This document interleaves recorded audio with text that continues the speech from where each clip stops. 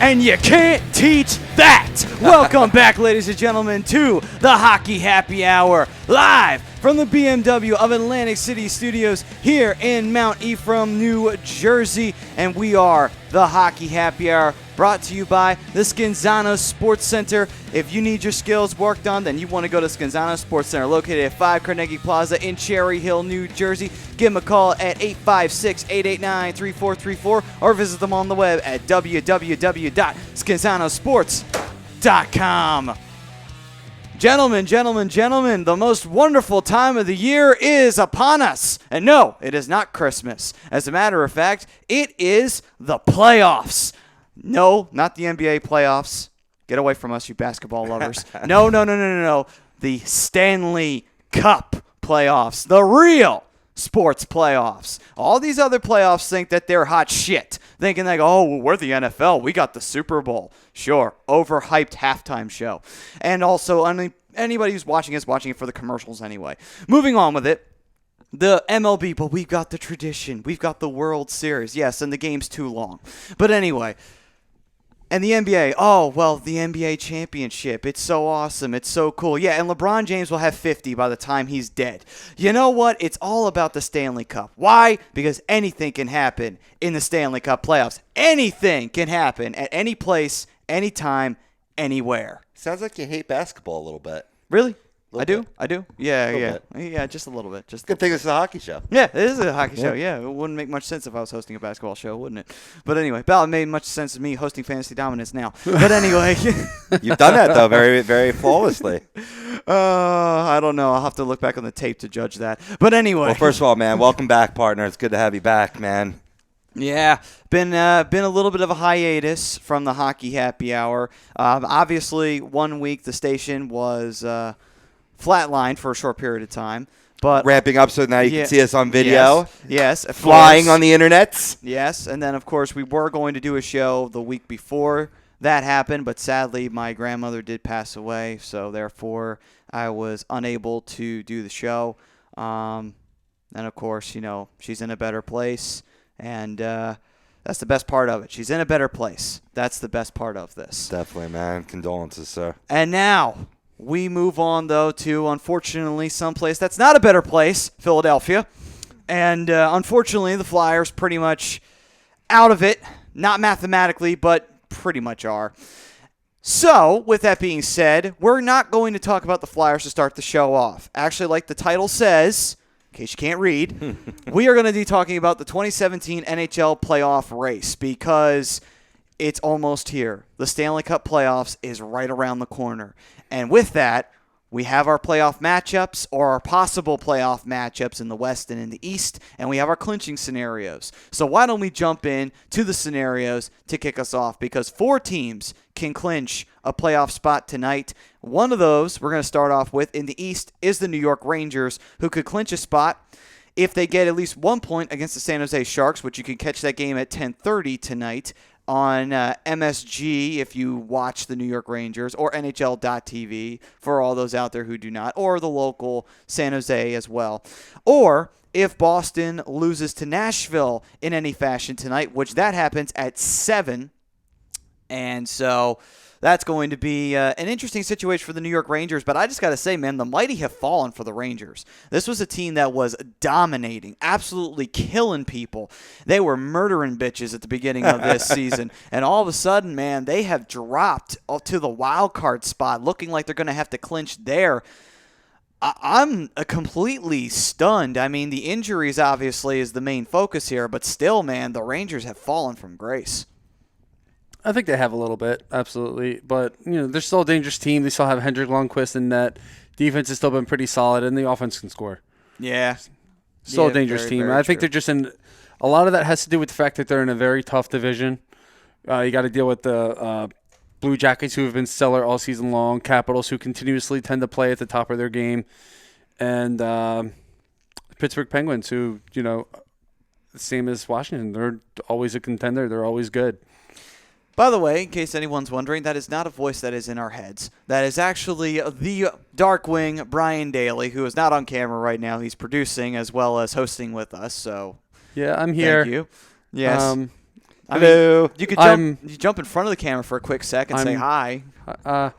That's my hand right there. Okay. Hi. All right. There. So there's Brian's hand. Over right here is Rob the Pove Povia, and I am Matt Sensuti, and we are here in the BMW of Atlantic City Studios for the Hockey Happy Hour. I apologize for all this, man. It's a face for radio. But I mean, if you've been with us from the very beginning, you've seen this before. Yeah, it's actually the first time we've been on camera in a while, but it's not unknown to us. We were on camera in the early days. You could see your hand. Nice. Yes. Success being made. Success. We have achieved victory. Brian Daly's hand was seen on camera. All right. It was. I was watching the screen as I was doing it. I'm like, I got to make sure I see it. Got to make sure. This is going to make it or break it today for this show. And it made it. Yes, it did. Thank you, Brian. Thank you. Top-notch show. Greatest show ever. Yes, absolutely. Let's end on that note. We'll see y'all tomorrow. Yeah, that's right. We're signing off right now. Moving on.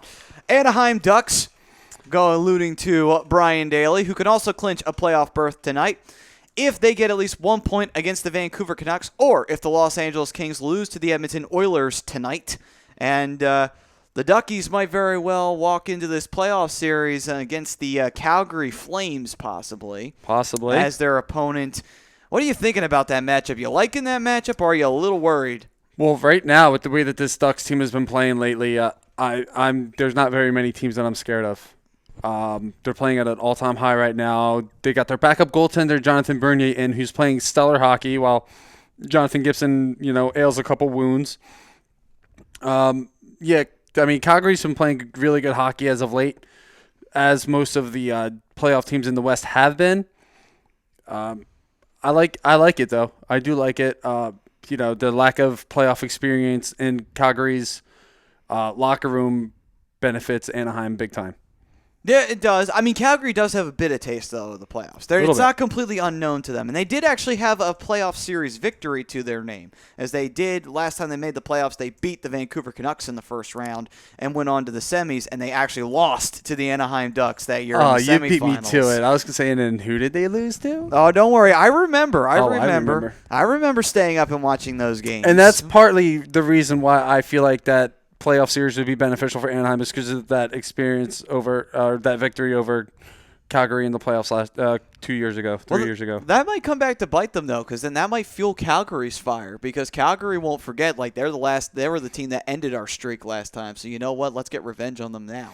I mean, just saying. It's possible. I mean, that Calgary team is a way different team than it was then. Yeah, that is true, though. They have made a lot of differences. They've added a little bit more depth to them, and then along with it, Brian Elliott being the new goalie. There are certain things that are different about them now. They are not going with, I believe, who was it? It was Hiller, who was in goal. I believe so. Who was a former Anaheim Duck, who actually had a very strange mask. He had that all-black mask with the gold cage and the Ducks logo. That was a really strange mask. When he finally got a design put on his mask, it was the final season that he was in Anaheim. I'm like, come on. All right, but nonetheless, the Ducks could clinch a spot tonight if any one of those possibilities happen. Now, this one, we'll get to the mouthful in a minute with San Jose's possibilities. But first, let's go to Edmonton. Edmonton can also clinch a playoff berth for the first time in quite some time. Yeah. It'll be the first time since, I think, 2007 since they made the playoffs. I think 2007, but I could be wrong on that. Because the last time they did anything, they made it to the Stanley Cup Finals and lost to the Carolina Hurricanes. Well, they've done it with having a great goal-scoring differential. 2006, I think it was, man. 2006? All right, close enough. All right. Yeah, they're only third in the league behind Minnesota and Chicago with a plus 28 goal differential. So, I mean, they've certainly been, lighting the lamp and playing good defense for a change.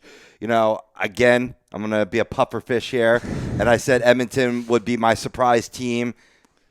Before the season began. You can go back in shows and, prove me right. And, certainly they're proving me right now, too, playing outstanding hockey. They could even get into that second. You know who else you said that I completely doubted you for, and I'm going to apologize on air for this? You said Columbus would be a contender, and I laughed in your face, and I apologize for that. Shame on me. No, you're absolutely right, Maddie. Shame on me. I shouldn't have doubted you. You're very forgiven. Really? You didn't want to just jab that knife in a little deeper there? I would have. You want to know why I'm not? Because I'm going to come clean. Edmonton was my true pick based on my gut, right? I threw in Columbus as well because of what I read. Other hockey experts were predicting Columbus to be a contender. So I kind of just, I agreed with them. I mean, don't get me wrong. I'm not just going to say someone else's opinion just for, shits and giggles. I could see it happening. I like the balance of their team. Not great stars, but they play good defense. Any team that's got Bob in net is going to be a good playoff team. Oh, you should still be a Flyer. Yes, you should. Anyway, all right, on to our next possibility, and that is the San Jose Sharks, who could clinch a spot if they defeat the Rangers in regulation or overtime, or if they defeat the Rangers in a shootout and the Kings either lose to the Oilers in any fashion or defeat the Oilers in a shootout, or if they get 1 point against the Rangers and the Kings lose to the Oilers in any fashion, or if the Kings lose to the Oilers in regulation. And that is all the possibilities I have. I was told there would be no math. Yeah, but it's this time of year in any sport, all types of scenarios, especially the hockey season, 8-9 games away most teams have remaining in their schedule? Roughly, from what I saw earlier when we were on FDN, it was a lot of 74, 75, but roughly 7-8 games left for most teams. Right, 7-8, yep. Yeah, so with that being said, though, out of all the 4 teams that are officially up for possible berth into the playoffs, who do you think achieves it? Do you think anybody gets in tonight? I could see the Rangers. The Rangers? Because yeah, they got Lundqvist back healthy. I know you said you were talking about their dip a little bit. Well, since we've been off the air, Lundqvist was out 2 or 3 weeks due to a minor injury. So he's back, and they say minor. They probably just resting him for the playoffs. Absolutely. He's getting up there in age. It's not an easy sport to play the older you get, unless you're Jaromir Jagr. Yeah. Especially a goalie, you take a beating in that net. So rest him up, get him healthy, get him ready to go for the playoffs. Well, he's your best player. He's the heart and soul of this team. You see, Jagr has the greatest workout regimen and diet regimen anybody could ask for. You go to the gym almost every single day, and you diet on young Czech models all the time. And there you go. You can play forever then. Scrumptious. You actually, yeah. Again, you guys beat me to the joke. I'm a little rusty. Come on, Brian, step it up. I think it's more Matty had all these words in his head, dying, chomping at the bit. Neither of us are going to get a word in edgewise this show, Seriously. and I'm fine with that. Hey, I'm fine with that. It's been 2 weeks since I got a chance to talk hockey, goddammit. 2 weeks. 2 weeks. And in fairness, we got to talk a little bit on FDN earlier, so, this is Maddie's time. Truth. Shine on, Maddie. The light's on you. Literally. That did not change. Woo! That did not go anywhere. Good God. Next thing you know, we're going to be agreeing on 50 different things like we did the last time we were on the air, which was only 4. strange. It was a lot. That's a lot 4 for us to be agreeing on things. Usually we don't agree on anything. Yeah, you agree and I disagree. Yeah, So. usually. But And I'm like Switzerland over here. peace and love. Anyway, moving on. So with all the possibilities tonight, actually, I think Edmonton clinches tonight. Believe it or not, Yeah. I think Edmonton seals the deal. I think they beat the Kings. That was the other one I was Yeah, thinking too. I think Edmonton gets in there and they finally get the first playoff berth in a long time. And you know what? I still say Edmonton's going to make some noise in this playoffs because they've been waiting for so long to get in. It's one thing when you were slowly developing, but you were still making the playoffs, like the Flyers. Mm-hmm. You could still make the playoffs, but you're still developing. Well, to your point, the Rangers are playing San Jose, who's also trying to clinch as well. Yeah. Edmonton's playing LA, and now they're 11 points out of a playoff spot with 8 games left to go. Whenever you have less games than points to make up, it's pretty much done. So the Kings may not. Don't get me wrong. They're not mathematically out. They're just in theory. Right. And even if they were purely mathematically out, they're a reputable organization. So, they're going to play hard whether they're in it or not. But since both teams in that scenario have something to play for and the Kings don't, maybe Edmonton is more of a surefire pick to clinch a spot. Well, not only that, I think that this young team is going to be really, really hungry and very, very fiery going into this playoff run because, this will be their first playoff run. This is the first taste of hockey for them. And for a lot of them, they're just kids. Mm-hmm. So, when you get kids in the playoffs, one of two things is either going to happen. Either everything's going to go to shit in the first round or they're going to make a hell of a run. One of the two. There's no gray area with kids. Usually that's how it works in the playoffs. But I think they will be that team. I think they're going to actually make a lot of noise in this year's playoffs. Edmonton is going to return in dominant fashion. They may not be dominant in the form of the Wayne Gretzky years, but they will definitely be a dangerous team in the coming years, and I think it's going to start this year, moving forward. Truth. I don't disagree at Schultze's all. in the shot, too. Let's give a little love to Schultze. Hey, He's back. Schultze, what's up, buddy? Sorry. It's been a while. Go ahead, Brad. Oh, you guys crack me up. I think Edmonton does clinch tonight. I think the Rangers clinch tonight. I think Anaheim clinches tonight. Who else plays tonight that has a shot at New clinching? York and San Jose. Yeah, we got that. San Jose is going to lose to New York. Probably, yeah. Vancouver's just a joke of an organization at the moment.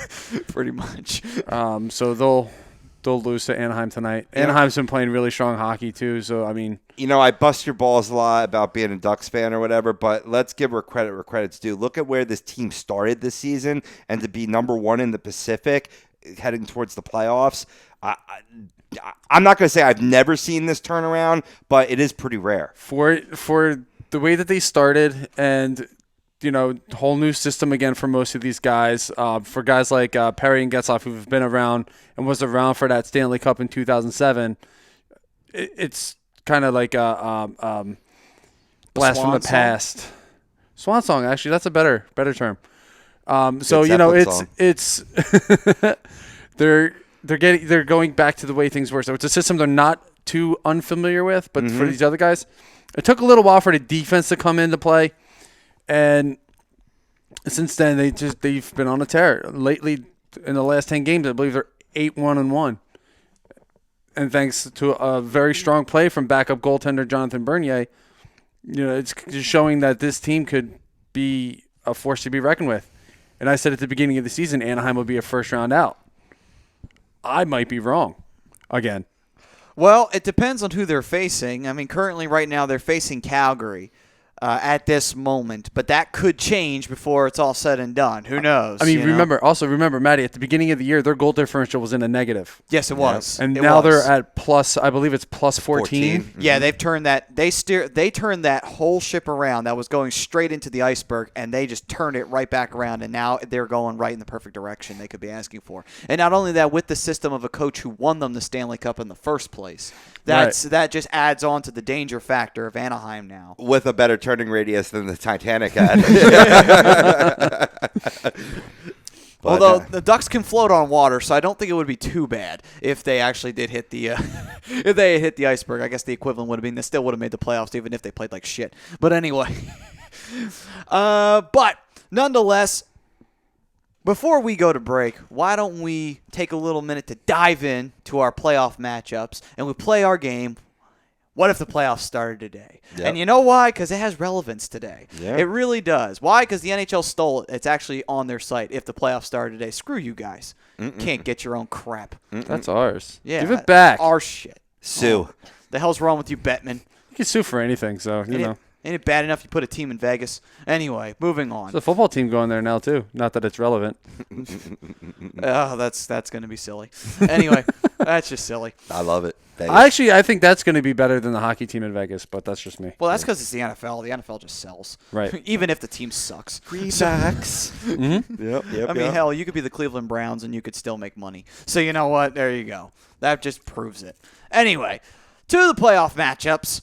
And we get started in the West, which pretty much has their spots almost permanently solidified here because there's not too many teams competing for wild card Just St. Louis and Nashville moment. could jockey between the third and the Central and the second wild card. I mean, the Pacific Division, Calgary still has an absolute shot at that division title. They're only 3 points out. Oh, yeah. You were close- alluding to that in FDN, right? Yeah. Ducks have 93. San Jose's 91. Edmonton's 91. Calgary's 90. Wow.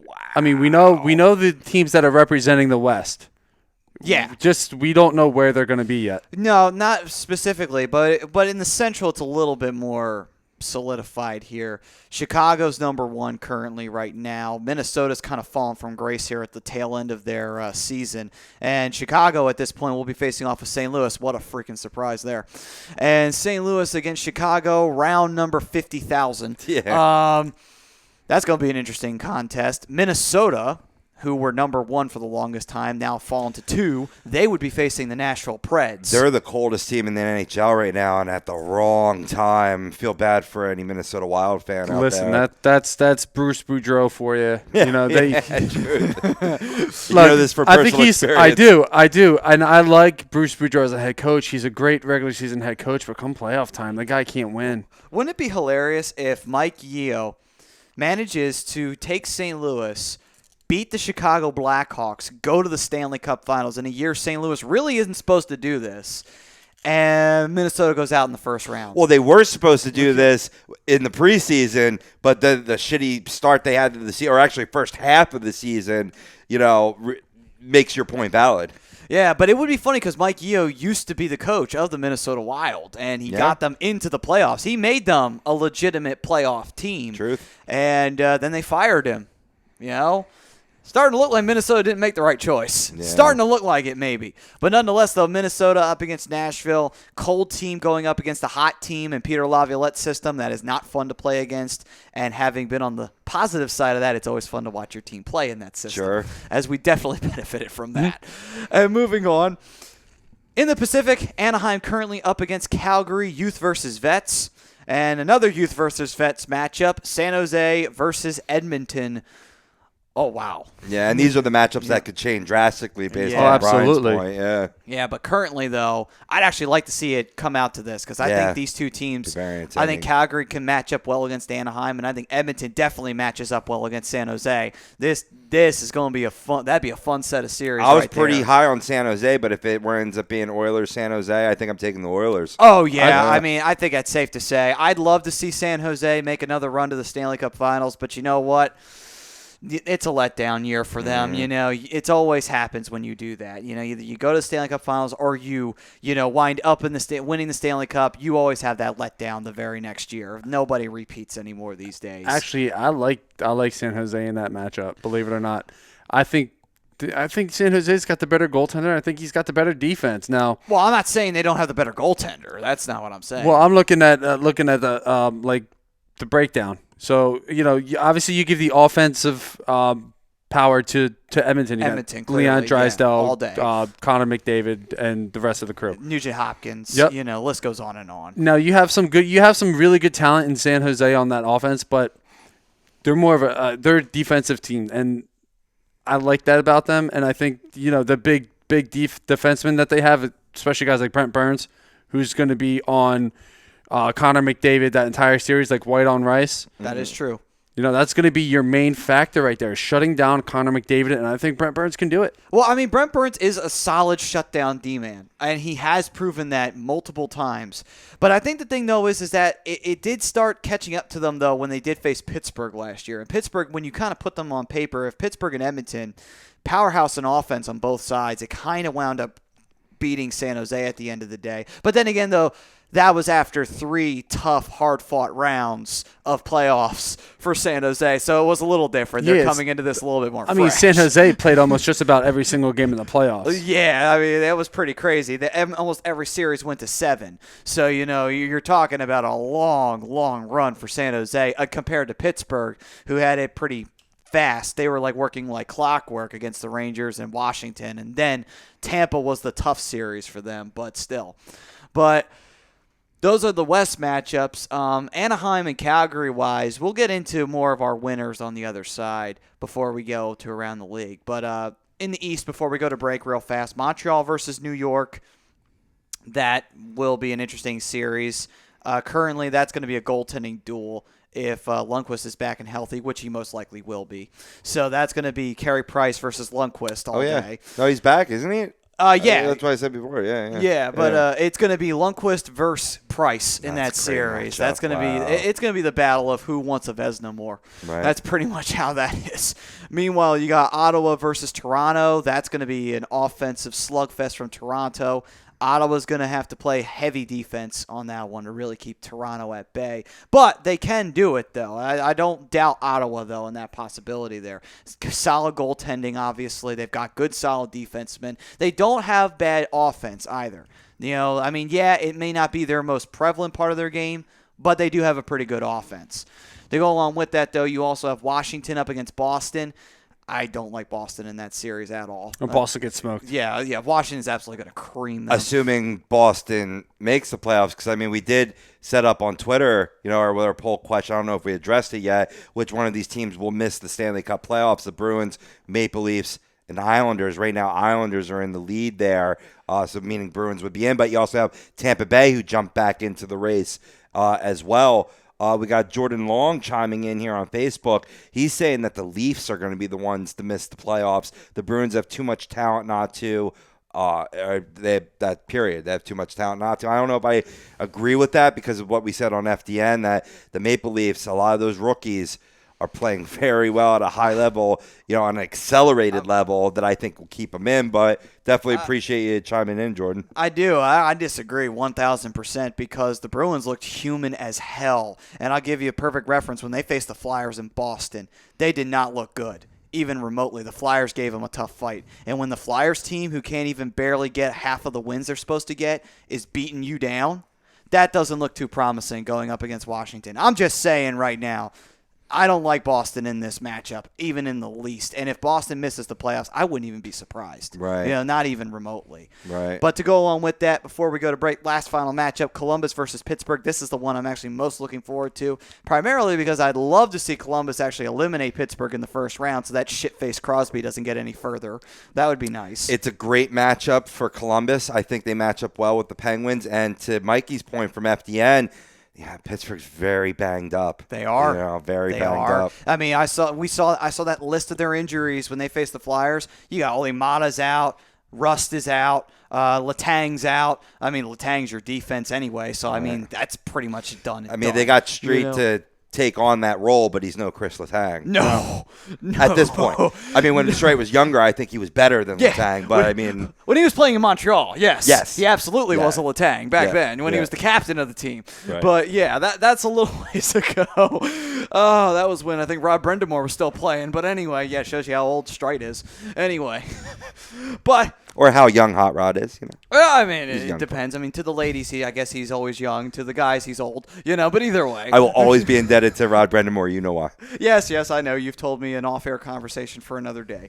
But anyway, so that is your playoff matchups. We'll get into a little bit more of it a little bit later on into the show. But when we come back, it's time to go around the league and talk about what's going on and what the happenings are. And then we'll get into this day in hockey history, and we'll finish up our top positional players of all time with the most important position in all of hockey, the goalie.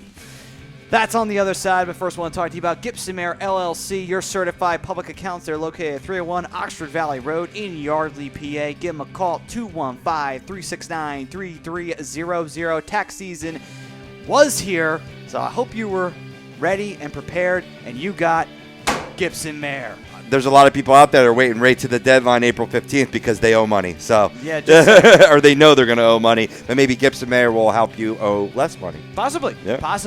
But on the other side, around the league time, we'll go and we'll talk all about what's going on in the NHL. That's on the other side. We'll be right back after this on A2DRadio.com.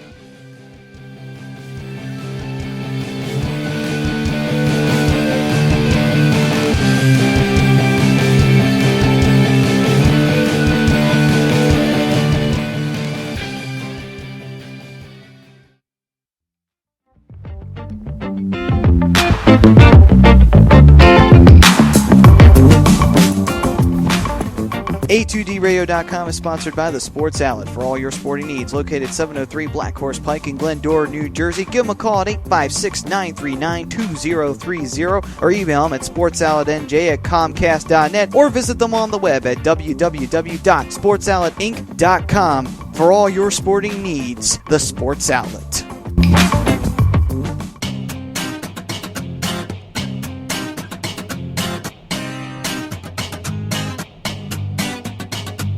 A2DRadio.com is proudly sponsored by Gibson Mayer LLC Certified Public Accountants. Gibson Mayer, located in Yardley, PA, is a leading accounting and business consulting firm with a proven track record of handling critical issues with expertise across many different industries, including construction, distribution, hospitality, manufacturing, real estate, service trades, merchandising, professional services, and professional athletes.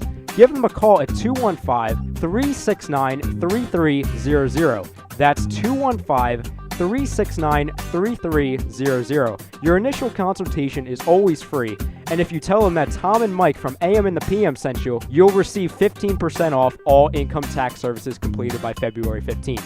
That's Gibson Mayer LLC Certified Public Accountants, 215-369-3300, or visit them on the web at www.gibsonmayer.com. That's gibsonmayer.com.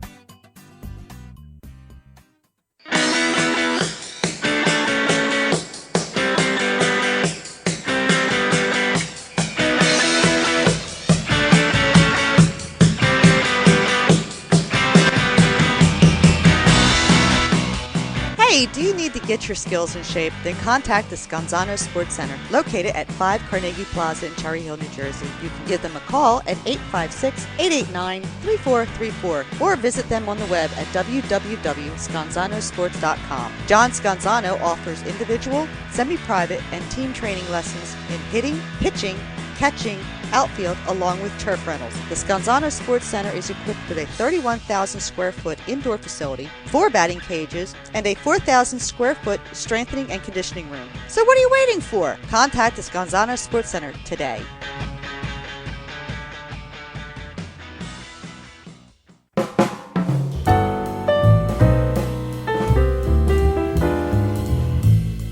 Fellas, you ever come in from that baseball or football game and your woman won't come near you because you stink beyond belief? Then you need Soap Stash. You should never settle for a generic hygiene product that only covers up the stench. Treat your skin with the best nutrients. Feel clean with the only soap you'll need. The highest grade carrier oils are ingrained in all of their products, which are 100% natural and terrific for your skin.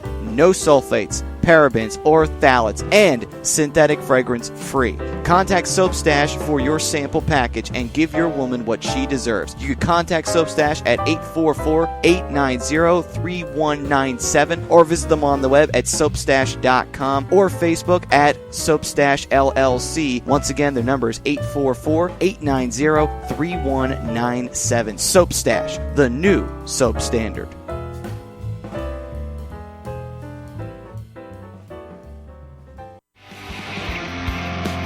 You're listening to the Hockey Happy Hour, only on A2DRadio.com.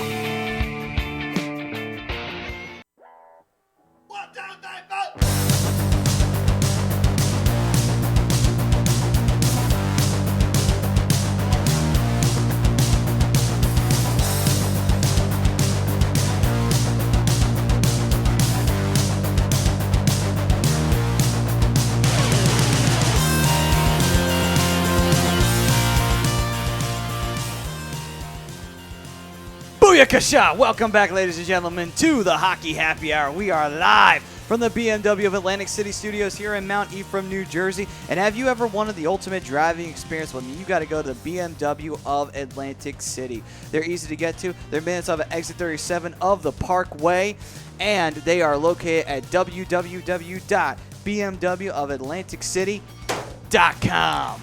Schulte looks good with the Enzo hair. Yeah. Decide, give him a little bit of those locks. I know he's got hair, but, still. Yeah. Be awesome. He can be a certified G for the rest of the day. Actually, he's just a certified G in general. Anyway, moving on. I was about to say, when wasn't he a certified G? He's always been a certified G. He's the only certified G in anywhere. And you can't teach that. Nope, you can't teach that. Not even one. No. All right, moving on. Around the league. Let's get started with a little bit of what is going on with the NHL. Rob, what do you got for us? You got it, man. I'm going to start off going back to March the 14th because we've been off the air for 2 weeks. The Flames defeated the Penguins 4-3 in a shootout, and that night they matched their longest win streak in club history with 10 games. Nice. Just to go to show that we were selling them as a playoff contender, someone to deal with that the Ducks might have to deal with. So, that's definitely a little feather in their cap. Yeah, I mean, hell, it's been a year of win streaks. I mean, a lot of teams have gone on win streaks, not just Calgary. I mean, Minnesota went on a long run. Flyers went on their 10-game. That was the highlight of the season. Who else? Columbus. They looked like they were never going to lose again. Like it was like they almost broke the NHL record. I know, it was ridiculous. Columbus absolutely just tore it up. Like seriously. Like they went on a huge tear, and I loved every second of it. Every NHL team just got down on all fours and just like, all right, just have at it. Well, here's the best thing about the moment that Minnesota, Philadelphia, and Columbus all went on their winning streaks. Minnesota and Columbus had to play each other, both at 10-game win streaks. One of them had to lose. I tuned in for that game. That was a hard-fought game. Neither one of them wanted their win streaks to lose. No, of course. To go away. Yeah. And obviously, but that was probably the best game of the year that I've seen so far. Yeah, well, this is the best season Columbus has ever had. Hands down. It's a history making one. Minnesota wise, I'd have to say that this is probably one of their better seasons. I don't know if it's their best, but it's definitely one of their better ones in recent years. Especially in recent years. You would put this year over the Columbus Blue Jackets 2014 season? What of when they made the playoffs the first time? Yeah. Yeah. They kind of snuck in there in the third divisional spot, and they really were no match for Pittsburgh back then. Now it's a rematch, conveniently enough, and you know what? They are a match for Pittsburgh this time. So I'm just like, ooh. I'm just saying right now, Pittsburgh, I hope you enjoyed your time with that cup because I don't know if you're making it out of this first round. Just saying, I don't think you might not survive past 7 or 6 games. I think that it was sort of almost a rhetorical question because, 103 points on the season, only 3 points behind the Capitals, who looked like they were a shoo-in for the President's Trophy, the ill-fated President's Trophy. Yeah, it's their greatest season in franchise history for Columbus. And Absolutely. They're tied with the Blackhawks with 103 points. Wow. Now, has anyone clinched the President's Trophy yet, just by any curiosity? No, it's just the Capitals are at 106, and then you got Columbus at 103, Pittsburgh at 103, and Chicago at 103. When the hell are the Capitals going to learn you don't win the President's Trophy? It's just spelling doom for your season again. Should they tank? Just tank the last couple of games so that way Chicago or Columbus wins the President's Trophy. And then that way you can just say, here, you go ahead, you take it, and then we'll just take the Stanley Cup. It'll be a fair trade. Anyway, so with all that being said, any more topics you have for us around the league? Just the tip of the iceberg. Seems to be like an iceberg thing. Oh, just the tip. Just for a second. Just to see how it feels. All right. Senators versus Canadians are set for the 2017 Scotiabank NHL 100 Classic at Lansdowne Park in Ottawa on December 16th. That should be an exciting game. That should be. I was shocked they didn't have that this year. But anyway, moving on. Yeah, big time. Just, bringing some, what I deem will be an outdoor game, obviously Lansdowne Park, to Ottawa, which is certainly a great hockey town. I think that doesn't even need stating, but I will state it anyway. Birthplace of one Claude Giroux. Speaking of the Blue Jackets, we want to give them a little acclaim, which we have. They clinched their third playoff. It was actually the first since 2014. So apparently they had been there beforehand. But certainly a great season for the Blue Jackets. Let's see here. Another sort of games that are being set forth for the next season, as most Flyers fans are already looking towards the next season, including myself. Avalanche and the Senators to face off in a pair of regular season games in Stockholm, Sweden. I think that would be cool. Yeah, that is cool. They did do something like that. I know they did some in Finland one time, and then a few in Sweden. They actually had them play Swedish Elite League teams, right, as well as I believe Similga teams for Finland as well. And that Swedish league is very highly competitive, and one of Flyers prospects, Oscar Lindblom, doing quite well in that league. We'll put a little thumbtack in that because I have a little rant to go off on some guy on WIP later, but stay tuned. All right, that'll be a little later on when we talk a little bit about the Flyers. It's only going to be a little taste, though, because the Flyers are pretty much out of this, and this is all about the playoffs. All right, moving on. Right. Here's a great one for certainly Capitals fans and Ovi fans. Alex Ovechkin joins Gretzky and Garner as the only players with 30 or more goals in each of their first 12 seasons. Wow.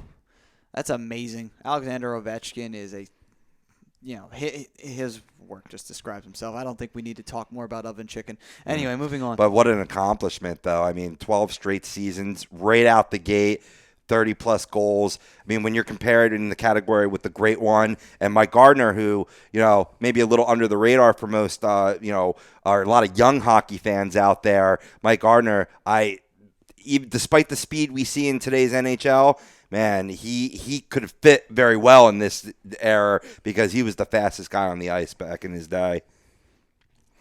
A little somber news for the Carolina Hurricanes and their goaltender Eddie Lack. He was actually stretchered off the ice after a collision on an overtime goal versus the Red Wings last night. He's been released from the hospital, and he was diagnosed only with a neck strain. So good news. Could have avoided serious, injury. Certainly, when anytime you're stretchered, with the neck brace, a lot of times it's precautionary. But he got fucked up. There's no two ways about it. So definitely a load off the mind for the Carolina Hurricanes and their fans. Oh, absolutely. Especially Eddie Lack. It's a scary situation because anything can happen in a collision with a goaltender. Yeah. And Clint Malarchuk or whatever his name was, the goaltender for the Buffalo Sabres, was involved in a very serious situation when he got collided when he had his jugular slit. Yep. So I mean, anytime there's a collision with a player and a goaltender, it can be a very scary situation. Now let's face facts. I mean, Eddie Lack, he's not the greatest goaltender out there, but he's very popular. Very popular to Hurricanes brass. Are you insinuating that Eddie Lack is subpar? Well, depends on who if you're comparing him to Cam Ward, his counterpart, no. But looking around the NHL, yes. And last but not least, looking around the NHL, I'll give the 3 stars of the week that was. Talked about this guy as a hot FanDuel play in hockey. Nikita Kucherov was the number 1 star from the Tampa Bay Lightning. Kari Lehtinen for the Dallas Stars, number 2 star, ironically, star. Excuse the pun, but he's been playing good goaltending for a team that's pretty much very well out of it, has been so for a while. And then your boy Ron Getzlaff from the Anaheim Ducks, number 3 star of the week that was. 7 assists on the week. Oh, Where the hell was that during when I was playing fantasy hockey? Yeah, right. Oh, that was okay. He had other things he had to do. It could still be helping you, man. Are you still in the number 1 tournament? You still rolling? No. You got beat 2 this week? Yeah. No, I got beaten the first week. Oh, you got beat in the first week? I was eliminated right away. Sometimes it's better. Just move on. Move on to baseball. I am. Moving on. Well, that's what I got, Maddie. All right, then. So, with that all being said, it's now time to go to the Dark Wing, and it's his time to shine, even though he's not in the light. He's kind of in that dark corner right there, although fitting for a Dark Wing. I mean, yeah, but I feel like I'm being punished. I'm in the corner. I'm not allowed on the camera. Well, just think about what I'm you good. did. But anyway. I appreciate it, though, Rob. I had my moment in the spotlight earlier. Nice. All right. Well, now while you're thinking about what you did in that dark corner, feel free to let us know what happened today in hockey history. Well, there's a lot of things that apparently happened today in hockey history. On March 28th. In 1922. All right. We're going to start way back in the day. We're way back in the day. Before I start this, isn't that weird that that's almost 100 years ago? That is crazy. The Roaring 20s. Wow. Yeah. Wow. Think about that. Think about it. Think about this. Toronto beat, I'm assuming they were still the Maple Leafs at this point, but the Toronto beat the Vancouver Millionaires 5-1 in Game 5 of the finals to become the 1922 Stanley Cup champions. Babe Dye scored 4 goals for the Toronto St. Pat. So I was wrong again. Yes, they were the Toronto St. Pats. But here's another interesting fact. They were called the Toronto St. Pats, but then when they were bought by Conn Smythe, he changed their name to the Maple Leafs because he thought the St. Pat's thing was too Irish and too Catholic. And he changed their colors, too, because they were green and white instead of blue and white. Fair enough. Scary moment on this day in 1950. Detroit's Gordie Howe suffered a skull fracture that required surgery to relieve pressure on his brain after Toronto's Ted Kennedy accidentally checked him into the boards in Game 1 of the Stanley Cup semifinals. Leafs beat the Wings 5-0. Wow. Yeah. Wow. Yeah. That's bad. Yeah. In 1967, Detroit's Gordie Howe became the first player in NHL history to score 1,500 career points when he picked up an assist in his 1,396th career game in a 7-2 loss at Chicago. Wow. What a way to, pick up your 1,500th career point. Hey, ha, we win 7-2. Go home. You suck, by the way. Thanks for trying. Yeah. And that go home works because they were in Chicago. Well, perfect then. Perfect. Yeah. You received no points, and you've all. You received no points, and may God have mercy on your soul. There it is. Coming in for the save. In 1973, Boston goaltender Jacques Plante recorded his 434th and final NHL career victory when the Bruins won 6-3 over the Rangers in New York. I'm going to assume it was Madison Square Garden. Probably was. But yeah. 1973, I know the Garden was there, but I don't know if the Rangers were playing there or not yet. No, I think the Rangers were. The Rangers, I think, had been playing in the Garden at that time. Yeah. Because they had to have been. Because the very next year they were in the playoffs and they were playing in Madison Square Garden against the Flyers. Fair enough. So they had to be. You're the history guy here, Matty. I'm not. Okay. In 1975, Washington recorded the only road victory in their first season when Nelson Pyatt's 2 third-period goals gave them a 5-3 win at Oakland. The win ended their NHL record 37-game road losing streak. They finished the year 139-0 on the road. There's something to be proud of, Capital fans. I don't know what's more shocking, that or the fact that it's something about the Oakland Seagulls, who don't even exist anymore. A little bit of both. That organization's not even around anymore. That's one of the few that actually folded. That's how shitty that team was. In 1982, Wayne Gretzky scored his 92nd goal of the season, an NHL record, as the Oilers won 6-2 at Los Angeles. You said 96? His 96th goal? His 92nd goal. Said 92nd goal. Tomato. Yeah, My second sounds like 6 sometimes. Will we ever see that again? Someone scoring in that? No, probably right? not. And what's weird is that they made all these rule changes in the NHL to promote more scoring and promote speed. Now the speed has lasted, but now the scoring's back down to what it was in the old NHL. A lot of 4-2 games, 3-1 games. And those are the better games to me. Well, I don't want to see occasionally, 8-7 is fine. That's all good. Well, I like to see closer, more competitive. But let's also think about this too. Metrics-wise, the nets were bigger back then. Second of all, and third of all, there weren't many goalies who knew how to do a certain thing called butterfly. Right. There weren't many, and those that did were usually the best ones. And speaking of the goaltenders, too, the size of their pads have increased tenfold since then. I think that's something you're going to start to see as the league tries to promote more scoring on the next wave, is making regulations on the goalie pads a little bit smaller. Well, they have been trying to do that, and then along with it, they actually applied these new shorts, apparently. They're supposed to be more aerodynamic for the goalie, but again, it's another one of those let's try and increase scoring ideas, right, because they really want to increase the scoring. But you know what, really, at the end of the day, who wants to see an 8-2 thrashing of a team unless it's your team giving out the 8-2 thrashing? If you're just watching an NBC hockey game just for the hell of playing a hockey game because there's nothing else on TV, right? Why would you want to watch an 8-2 blow-out? That's not interesting. You can make all the changes you want, but here's a little newsflash. Coaches are smart, and they're going to come up with alternatives. They're going to make adjustments on the fly, and then you're back down to the 4-2, 3-1 games again. Well, exactly. Yeah. That's where it should be anyway. I couldn't agree with you more. Yeah, I mean, I'm with you 100%. You can.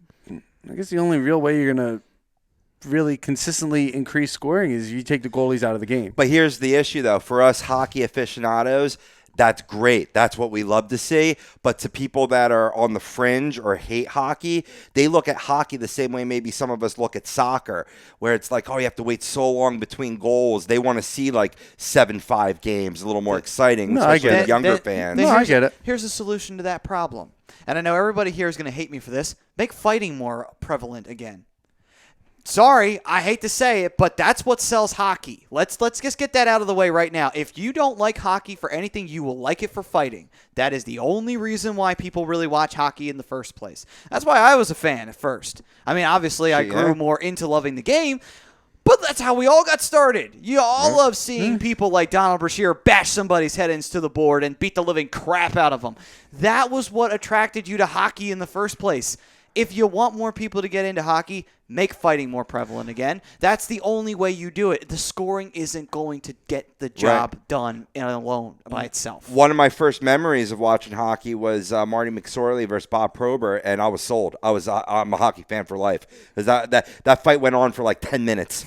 It was great, which is an eternity on the ice. Yeah, but now that no ref wanted to get in the way of those two men. I'll tell you that much. No. They're like, you all settle that. We'll be over here when you're done. But now let's go get some coffee. This is going to be a while. Yeah. But now the funny part is that now they put in all these rules. You can't have line brawls no more. You can't have the bench clearing. You can't have any of that. Yeah, tell that to the Devils last week. Yeah, well, the Devils are scumbags anyway. Actually, that's not true.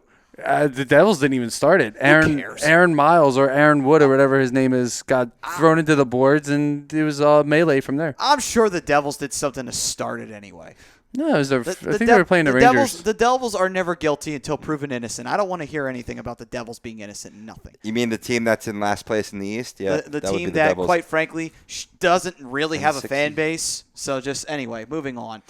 With that all being said, though, again, I still say make fighting more prevalent again in hockey, and that will bring back in more love for the sport.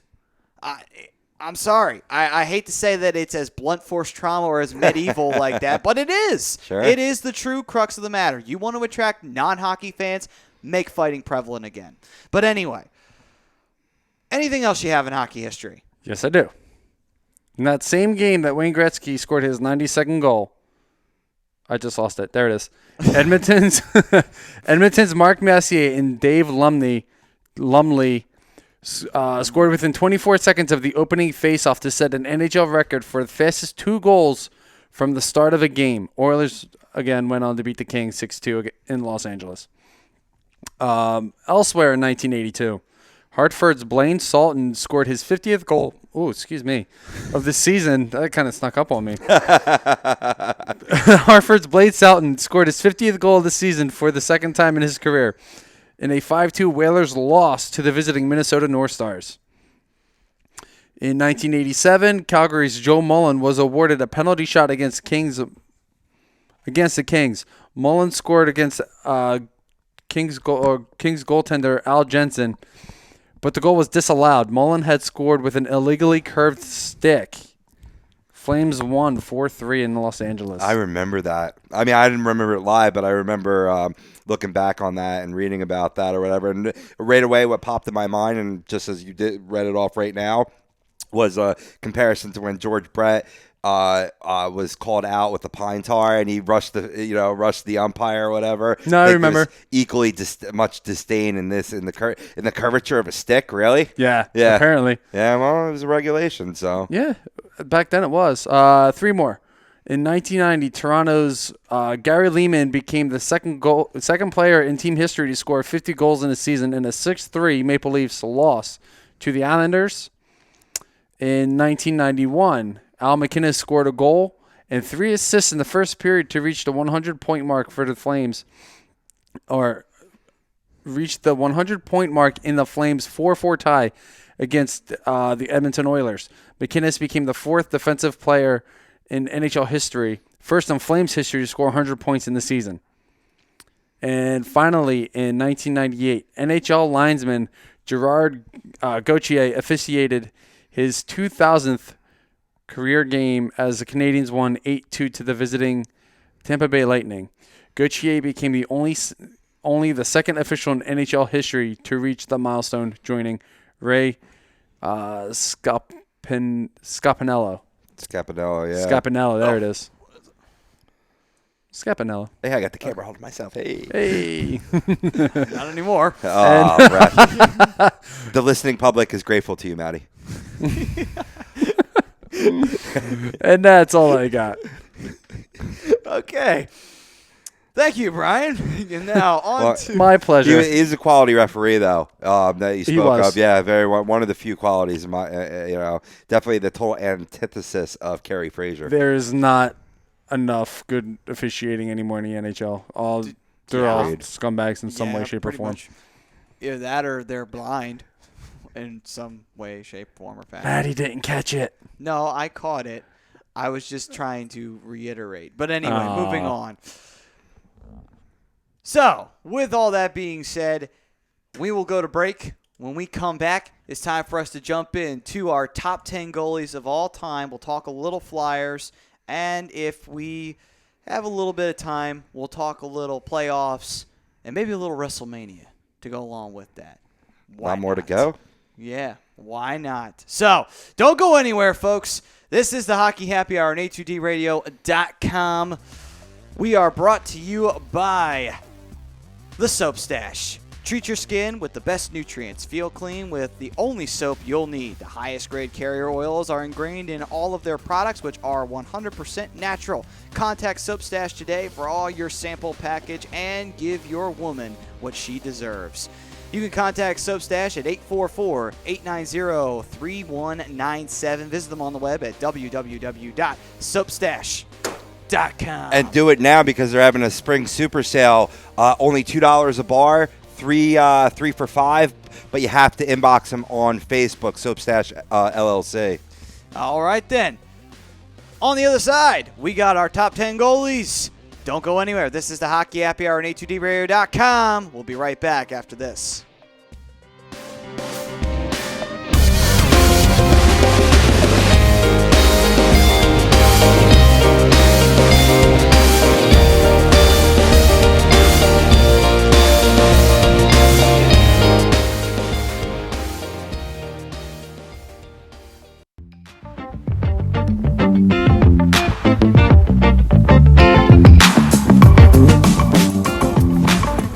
A2DRadio.com is sponsored by the Sports Outlet for all your sporting needs. Located 703 Black Horse Pike in Glendora, New Jersey. Give them a call at 856-939-2030 or email them at sportsoutletnj@comcast.net or visit them on the web at www.sportsoutletinc.com for all your sporting needs. The Sports Outlet.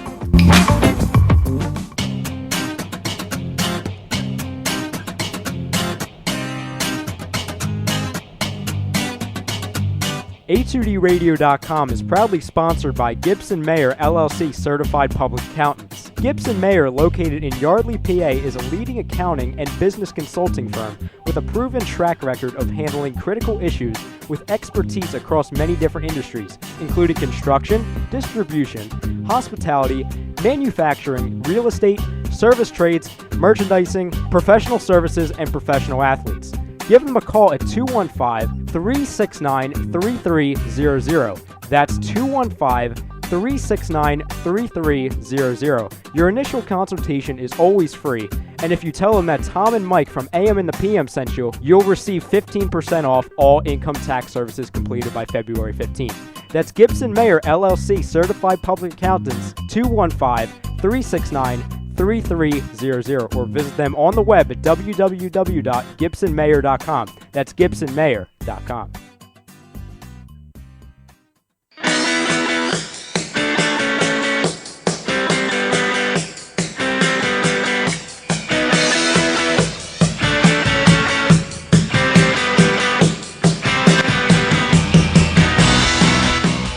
Hey, do you need to get your skills in shape? Then contact the Scanzano Sports Center, located at 5 Carnegie Plaza in Cherry Hill, New Jersey. You can give them a call at 856-889-3434 or visit them on the web at www.scanzanosports.com. John Scanzano offers individual, semi-private, and team training lessons in hitting, pitching, catching, outfield, along with turf rentals. The Scanzano Sports Center is equipped with a 31,000 square foot indoor facility, 4 batting cages, and a 4,000 square foot strengthening and conditioning room. So what are you waiting for? Contact the Scanzano Sports Center today.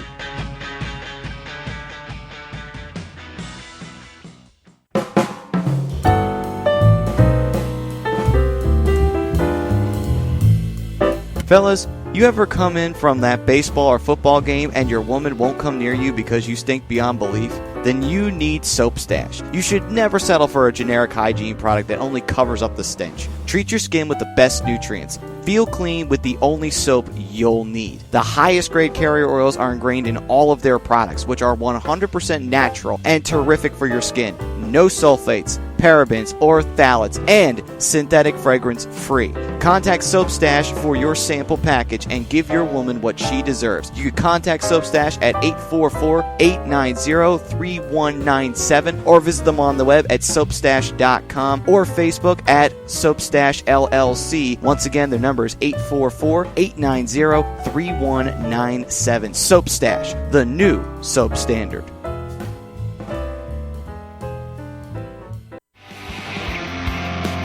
You're listening to the Hockey Happy Hour, only on A2DRadio.com.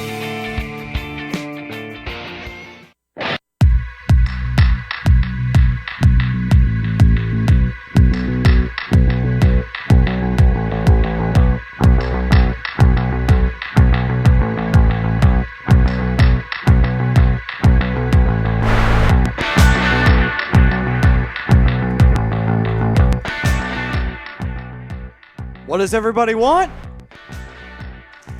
My God, you guys never get that. Every time. Every time. I don't get it. I'm lost too. Al Snow. Oh, Jesus. Oh, Moorhead. Yes. Oh, my God. All right. All right. Enough. It's a hockey show, not a wrestling show.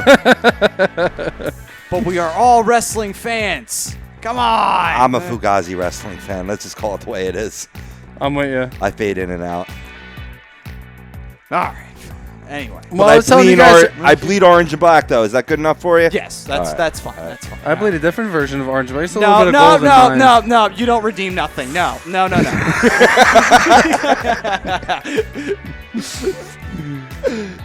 All right. Anyway, we are the Hockey Happy Hour, I think, and we are brought to you by the Sports Outlet for all your sporting needs. Located at 703 Black Horse Pike in Glendora, New Jersey. Give them a call at 856-939-2030 or email them at sportsoutletnj@comcast.net or visit them on the web at www.sportsoutletinc.com. All right, moving on to our top 10 goalies in NHL history. And I guess I'll start this one off with my number 10 from the Los Angeles Kings, Mr. Rogie Vachon, who was called the Dominator. And Yogi Bear? Yeah. The Dominator of the Los Angeles Kings, who basically set the measuring stick for the Los Angeles Kings in goal. One of the best goalies you could ask for.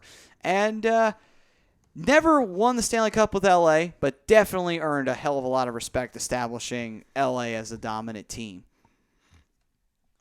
Fair enough. All right, now let's see. I'll jump into 10. All right, Brian's then, you go right ahead. doing the production gig, double duty. Yes. As he's been known to do. My number 10, I'm going to go with Johnny Brouwer. He played into his 40s, won 4 Stanley Cups with the Maple Leafs. It was tough for me, man, because I thought of putting Ron Hextall here, but I can't say he's in the top 10 of goaltenders all time. I mean, he did win a Conn Smythe in a losing effort, but with no cups and his all-time stats are not that great. I mean, he may be my personal favorite of all time, and, thus me trying to squeeze him into this list, but I couldn't do it. I think Johnny Brouwer deserves the number 10 spot. 4 Stanley Cups, like I said, with the Maple Leafs, and his longevity playing into 40 years of age. All right, then. Moving on to you, Brian. All right. Well, I'm going to go. My number 10 is a gentleman you guys are familiar with, Mr. Bernie Parent. Bernie. One of the... Bernie at 10? There we go. Now, that's what I'm talking about. That's the fire. That's what you need. No! Just kidding. All right. So, yeah, Bernie Parent, number 10. Yep. Excuse me as I get resituated here. Played for 3 organizations in his career. Played for the Flyers mostly, known for bringing 2 Stanley Cups back to Philadelphia. Spent 2 years in Boston. Spent 2 years in Toronto, and he spent 1 year in the WHA. career in Philadelphia is pretty much what he's known for: 232 wins, 141 losses, allowed 1,141 goals, had a career goals against average of 2.42 while he was with Philadelphia, and he had 11 assists in his career, something I didn't know, and 100 penalty minutes. He was a good puck handler. Absolutely. I don't know how you get a penalty as a goaltender, but he has 100. Oh, my number 9 will definitely tell you how. All right, on to my number 9. We are going to go with Mr. We're going to go with Mr. George Vezina, who was the gold standard of goaltending. The trophy's named after him for a reason. The man revolutionized the position. Definitely deserves to be in the spot in the top 10. Now, obviously, other goalies have surpassed him since then, but at that time, he was the best goalie of all time. Of course, this is the early 1900s we're talking here. A little different story back then. Hockey was a little different back then. A little different. Yeah, but I mean, like if you're talking like pitchers in baseball all time, you'd have to throw in Cy Young there because the award's named after him, kind of a la Vezina here. Yeah. Moving on, Rob, we were doing it that way. Rob at number 9. Absolutely. Save the best for last. Sure. You guys are just mean to me. Well, this goaltender was very mean too. Whenever your nickname's Battling, you're a pretty good goaltender, and I'm talking about Battling Billy Smith. He racked up 4 Stanley Cup titles and lots of penalty minutes during the Islanders dynasty. He was a 1983 Conn Smythe Trophy winner, and he was really proud of the penalties, so much so he just hated the opposition, man. Anytime there was a lineup for a handshake, he would never shake the opposition's hand. Really? Yeah. Wow. Interesting. I'm trying to get to how many penalty minutes he's had lifetime. I mean, I'd take that over what Lucic did. So you know what? I'll take that. If you don't want to shake the hands, then don't shake hands. But don't try to kill somebody. Yeah, or threaten them. Yeah, no shit. No, I'm with you. 100%. Let's see here. Got his full stats coming up now. Hopefully you will have penalty minutes. Hopefully. Of course you don't. Dirty whore. You son of a bitch. And you can move on with the list if I get to it. I'll Brian, let y'all know. you're number 9. Mine goes by the nickname the Eagle. Eddie Eddie Belfour. Okay. Hall of Fame goaltender, played for the Chicago Blackhawks, San Jose Sharks, Dallas Stars, Toronto Maple Leafs, and Florida Panthers. He's a 5-time All-Star in his career, won a Stanley Cup in 1999 with the Dallas Stars. Calder Memorial Trophy winner in 1990-91. I got to learn how to talk again. 4-time Jennings Award winner and a 2-time Vezina Trophy winner. Moving on. Hey, don't you laugh too much, man. We doing shows back to back over here. Yeah. Okay. Yeah. Okay, and I was doing 3 shows in one day, so he also had a 9. FDN doesn't count when you put your other headphones on. You're listening to your music playlist the whole That's time. not what I was counting there. I was counting the music shows. Oh, right. Yeah, I got no counter for that one. No, I don't. All right, moving on. Got him. On to my number 8. Got him. These nuts. Anyway, moving on to number 8. Glenn Hall, the man who invented the butterfly style. He also pretty much took the St. Louis Blues to the Stanley Cup Finals on 3 occasions. The only goalie to actually have been able to do that, as a matter of fact. I finally found Billy Smith's penalty minutes, lifetime 489 penalty minutes for a goaltender. Shit. That's crazy. Sorry to interrupt you, Matty. No problem. But Glenn Hall, definitely one of the best goalies to play the game. Played with no mask till even to the end of his career. That's just automatically. Glenn Hall? Yeah. I forgot about Glenn Hall. One of the toughest of the tough. If you play with no mask, you are up there because goaltending is not fun. And needless to say, you play with no mask, you're taking your life in your own hands at that moment in time. So. Yeah, well, I mean, fortunately back then, though, you didn't have sticks that, would make the puck rise off the ice too much. True. But there was still a danger involved. Oh, no, absolutely. You take a high stick to the face. Deflections, no, absolutely. Yeah. My jumping ahead, my number 7 was actually the first NHL goalie to wear a or to regularly wear a mask. We'll get there when we get there. I'll go number 8. I was right with you, man. I was really thinking about going with Eddie the Eagle here. But in the end, I went with another Blackhawks goaltender who actually holds most of the franchise records above Eddie the Eagle and Corey Crawford. That's Tony Esposito. He's a 3-time Vezina Trophy winner. He holds the franchise record for shutouts and wins. And like I was saying, I mean that does speak volumes when you've had a lot of good goaltenders for the Blackhawks. But in the end, I went with Esposito because of the Vezina trophies. That makes sense. All right. But I easily could have put Eddie Belfour there. You could have put it. Yeah. He was one of my faves. Yeah, Eddie he Belfour, was mine too. Like every time I had NHL, I would always be trading for him. Of course, who wouldn't trade for Eddie Belfour? Either him or Godzilla. Oh, Godzilla! Oh, it's a Godzilla. Godzilla. Anyway, Olaf Kolzig, great goalie. next All right. up. So my number 8 is longtime New York Rangers goaltender Mike Richter. 3-time All-Star, won the Stanley Cup in 1994. Won the Vezina 5 times in his career. He was a Hart Trophy winner twice. And he won the Lady Byng and the Calder Trophy. Career 904 save percentage and a career goals against of 2.89. Wow. Oh, wow.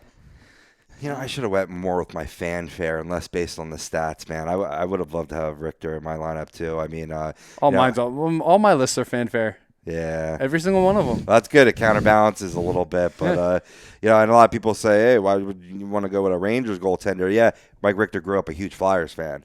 There was always rumors that maybe Richter comes to Philadelphia to finish his career. It never happened. John Van Beesbroek got that spot instead. If Richter came to Philly, though, we win a Stanley Cup. Yeah. I'd say that right now. If Richter had came to Philadelphia instead of with Beezer the team we had at the time, we would have beaten the Devils that year. True. Because we would have had a counter to Marty Brodeur. True. That's the only reason we didn't beat the Devils was because of Brodeur. That's the only reason. Now, moving on to my number 7, Mr. Terry Sawchuk, who was the famous goaltender for the Detroit Red Wings for the longest time, actually managed to come back for an expansion team and played for the Los Angeles Kings for a short period of time. But Terry Sawchuk was one of the best goalies the Detroit Red Wings have ever had. People like to remember Mike Vernon. Before there was a Mike Vernon, there was a Terry Sawchuk. That's how good he was. Absolutely. Moving on, Rob. Number 7, I alluded to him before, Jacques Plante. That's the first NHL goalie to regularly wear a mask, which is absolutely crazy that they used to play without him, like we said. He won 6 Stanley Cups with the Montreal Canadiens. Nice. That dynasty franchise that they had back in the day. I threw him on there because of the Cups, but, I mean, he had lots of great stats, low goals against, high save percentage. But do you think he was a benefactor because of the team? Because of the dynasty team that he was on, or was he an asset to a reason why they were a dynasty? I feel he was an asset. Yeah. I mean, I never got the privilege of watching him play, but he's arguably one of the top 5 goaltenders of all time. But yeah, if you're in that ranking of all-time goaltender, you're an asset. Yeah. I don't care what anybody else says. Truth. All right. Next up, Mr. Daly. With 7? Yes. My number 7 is Nikolai Khabibulin. Khabibulin. 5-time All-Star in his career, won the Stanley Cup in 2004 with the Tampa Bay Lightning. Yeah. He won the Hart Trophy once, Vezina Trophy twice, and he had a career save percentage of .907 and a career goals against, which was lower than Mike Richter's, at 2.72.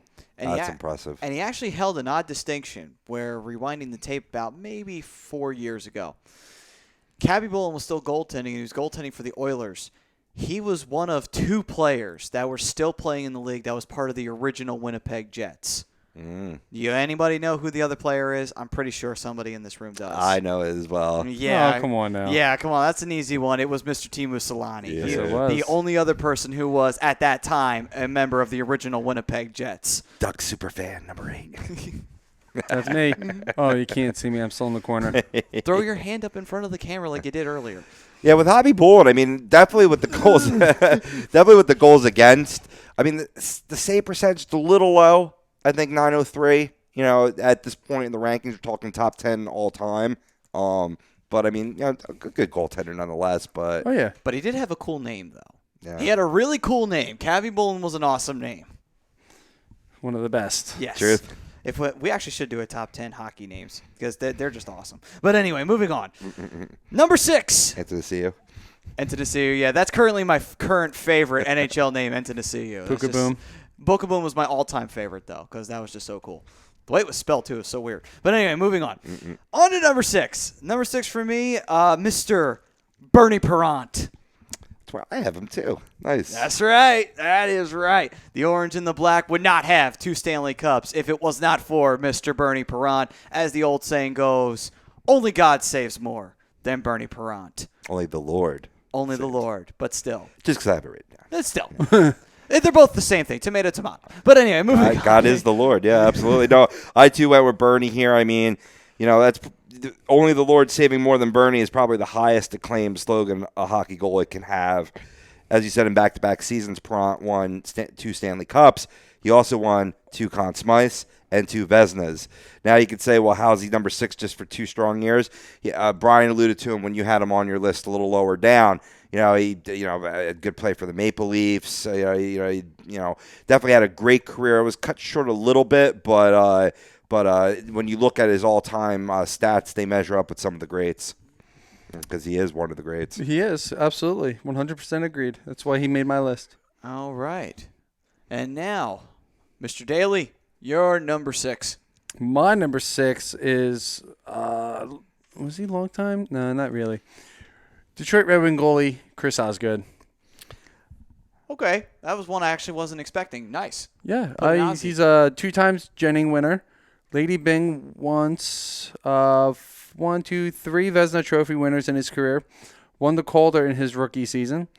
He was only a 3-time All-Star, which is actually really surprising for his career stats. Career save percentage of a 9.905 and a goals against average of 2.49 on 18,629 shots. Nice. That's a lot of rubber being thrown your way. And well, you know what's crazy? That's what she said.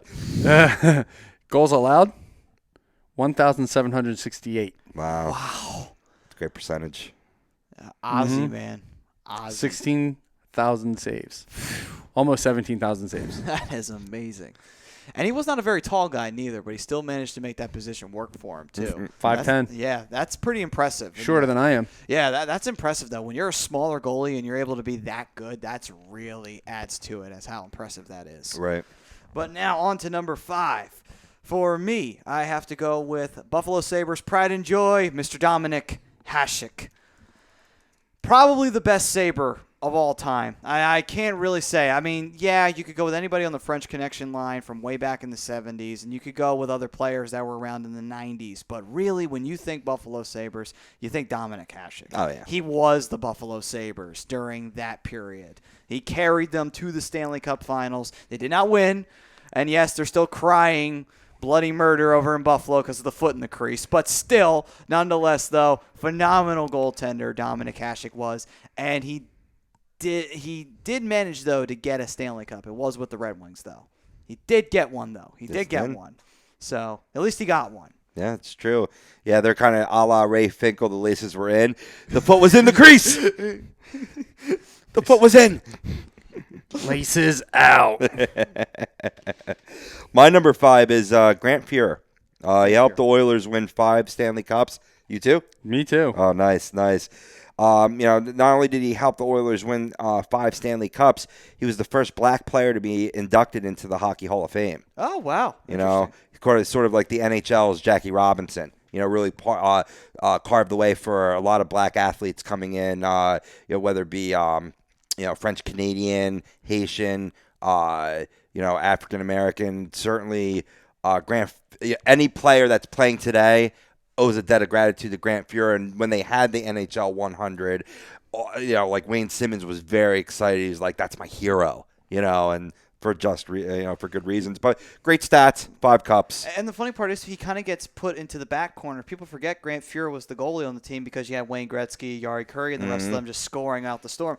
But Grant Fuhrer was a dominant goalie. You had a hell of a time trying to score on him. That's how good he was. Yeah, there's a reason why he's in the Hall of Fame. No doubt about it. Moving on, Mr. Daly, what you got at 5? I got Grant Fuhrer as well at 5. Calder Trophy winner, Rookie of the Year, 8-time Vezina Trophy Award winner, Hart Trophy 2 times, Jennings Trophy once.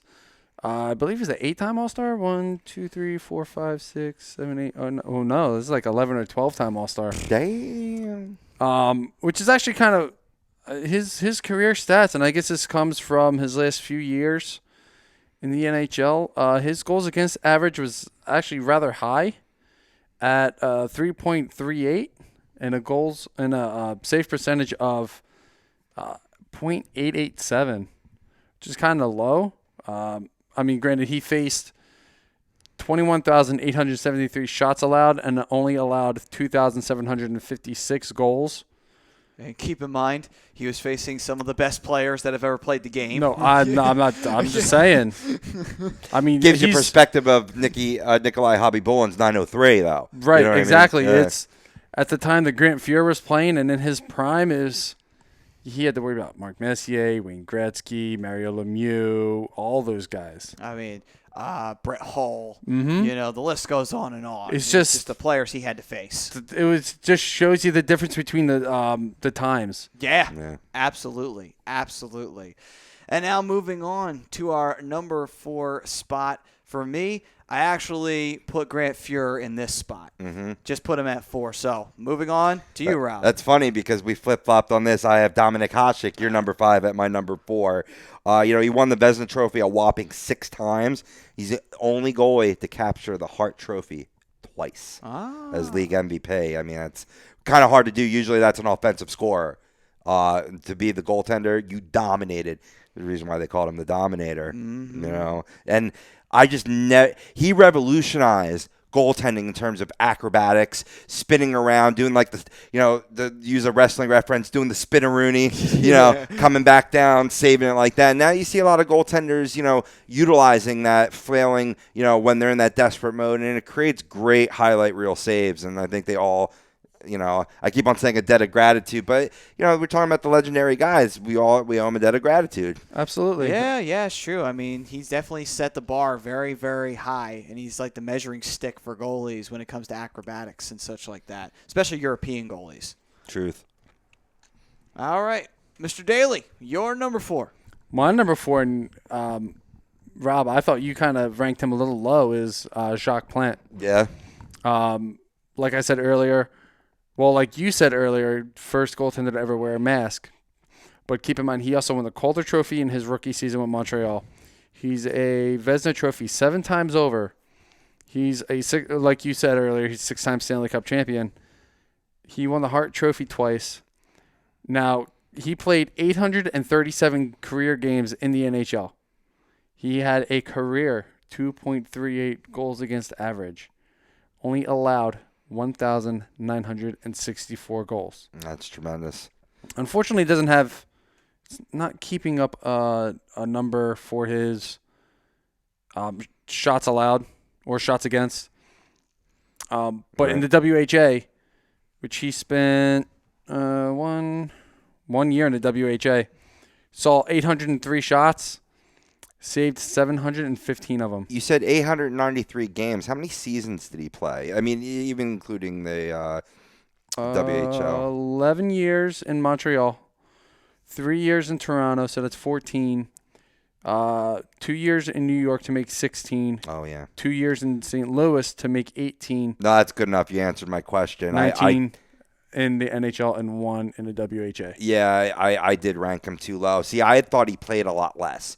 Like, that he kind of got, I must have been thinking about another hockey player that he got his career shortened based on playing or fighting in the war. So, that's why I had him ranked a little lower, just for guys that had a little more longevity. But, I might need to move Jacques Plante up a couple rungs. Well, he did miss some time in between 1964 and 1965 season and the 1968 and 1969 season. So there's a 4-year gap between there.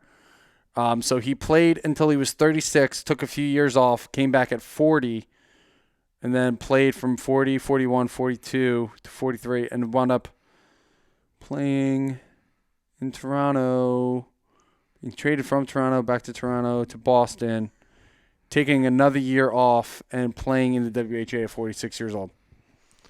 All right. Now on to number 3. And number 3, and I'm surprised no one had him on the list, Ken Dryden. Boom. Got it. Good. But I was surprised no one had said that name yet. But Ken Dryden, let's just say it this way, the Montreal Canadiens lost their starting goalie. Literally just weeks before, Ken Dryden was playing for Harvard. He was playing college hockey. He comes into Montreal very first season. And not only does he manage to win a series for the Canadiens, he won a Stanley Cup for the Canadiens. I can't imagine too many goalies being able to do that. Yeah. I don't think any goalie could ever say they could do that, ever. Like, seriously. Only Dryden. Only Dryden. And he was so good, he wound up on the Summit Series team against the Soviet Union. Yep. That's how good Ken Dryden was. He was the best goalie at that time. Yeah, he won the Stanley Cup 6 times, Vezina Trophy 5 times, and most impressively captured the Conn Smythe Trophy a year before being named the top rookie because of what you just said. Mm-hmm. So I mean, just because he was thrown in there, and then his first official year was the year after. But to win the Conn Smythe before you even win a Calder, that's pretty impressive. But yeah, I got Ken Dryden at number 3. He's part 1 of my Canadian 2-pack. Nice. All right, Brian. This is where I put Dominik Hasek at number 3. I ain't. He, like you were saying earlier, he was just one of the most unorthodox goaltenders to ever play the game. In my opinion, he's probably one of the luckiest goaltenders to ever play the game. Some of the saves he made, he had no business making. But he's a Hall of Fame goaltender. He's a 6-time All-Star, 2-time Cup winner, 2-time Hart Trophy winner, 3-time Jennings Award winner, 2-time Pearson Award winner, which I don't think they have that award anymore. I don't think so, no. And a 6-time Vezina Trophy winner. Easily so far from the goalies that we've talked about, the most awarded goaltender that we've talked about. He has a career .922 save percentage with a career goals against average of 2.20. Damn. Yeah. Damn. In 735 games, saw 20,220 shots against, and only 1,572 got by him. Nice. Yeah, definitely one of the legendary Dominik Hasek. All right, and now we're on to number 2. Number 2 on my list will be none other than Mr. Patrick Roy, who, of course, his resume speaks for itself. Playing for the Montreal Canadiens, he too entered in his rookie year and managed to also get them to the Stanley Cup. I don't know why this happens with Montreal, but they bring in a rookie goalie and he wins them a Stanley Cup. That was a theme going on at the time. Great scouts. Yeah, absolutely. Patrick Roy absolutely dominated that year. Not only jumped himself into the league, broke Edmonton's win streak of Stanley Cups. Edmonton didn't even make it to the Stanley Cup Finals that year anyway. But Montreal beating Calgary in the Stanley Cup Finals to win their first Stanley Cup since the 70s. And Roy continued to move on and managed to win 2 more cups with the Canadiens. And then one more cup with the Canadiens. And then won 2 more after that with Colorado. Yep. Yeah, you said 4 total, right? 4 total. Mm-hmm. Yep, 2 with the Habs, 2 with the Avs. And he was also named the Vezina Trophy winner 3 times. He's actually, he was named the Conn Smythe winner 3 times, and he's the only player in NHL annals who can say that. Wow. Yeah, 3-time Conn Smythe winner, and has the most playoff wins with 151. That's the only stat my number one didn't trump him on. That is impressive. So you had him at 2? Mm-hmm. All right, then. That leaves to you, Brian. I have him here at 2 as well, but Okay. it's saying that he's won a lot more than 3 Vezina trophies. He's saying here he won 1, 2, 3, 4, 5, 6. I said 3 7, Conn 8, Smythe. 9, 12, 13, 14, 15, 16, 17, 18, 19. 19-time Vezina Trophy winner. And I heard you. 3-time Conn Smythe. Mm-hmm. But even on the website I'm on, it says he's a 3-time Vezina Trophy winner. But apparently he's won one just about every year of his career. Are you looking at like Hockey Reference for stats? Uh-huh. What you might be seeing there is that he was a nominee for a Vezina Trophy winner. Oh, maybe the highlights is what he's won. Yeah, exactly. In terms of that makes sense. Yeah, I know that from Baseball I was going to Reference. say 19 times Awesome is a website. lot. Awesome. Besides us, awesome website for your stats. Baseball Reference, Hockey Reference. It's just excellent. Del Grande. All right. He also won 1, 2, 3, 4, 5 Jennings trophies. All right. So Nice. All right. Well, we got one more. That's our number one spot. All around, let's put him out there. Marty Brodeur. Yeah. There's nobody else who belongs here more than Brodeur. You hate to do it, but the stats don't lie. I mean, he's the all-time leader in wins, saves, shutouts, games played, led the Devils to 3 Stanley Cups. Maybe you can make a case that some of the other goaltenders that won more Stanley Cups, but I mean, all the records, I'd love to piss on him, you know what I mean? But he is absolutely, I got to respect the man. One of the great legendary, and we were lucky to be able to watch him in our lifetime, which we can't say about a lot of these other legendary goaltenders. Like I said, the stats don't lie. A lot of times he's spread out like a centerfold making saves, but he was definitely one of the best between the pipes. he had one of the highest save percentages that I've seen of everybody that we've listed so far, with a .912. What the hell just happened? Sorry, Hey now. why are you blocking that website? What's going on? Stop trying to look up the page pictures, man. I'm Get not. after the show. It's blocked. I don't know why it's anyway. Whatever. Yeah, Marty Brodeur, he has all the records. Oh yeah, yeah. He's clearly you can definitely argue that he's the greatest of all time. The one, if we had to have a counter argument here, right? He did really stay in the league a lot longer than he should have. I mean, probably the last 3 or 4 years with the Devils, as well as his time with the Blues, in pursuit of these records. You know what I mean? He amassed them. I mean, that's a little, I don't know. I don't get me wrong. If I'm a player, probably I'll overstay my welcome to get records, but.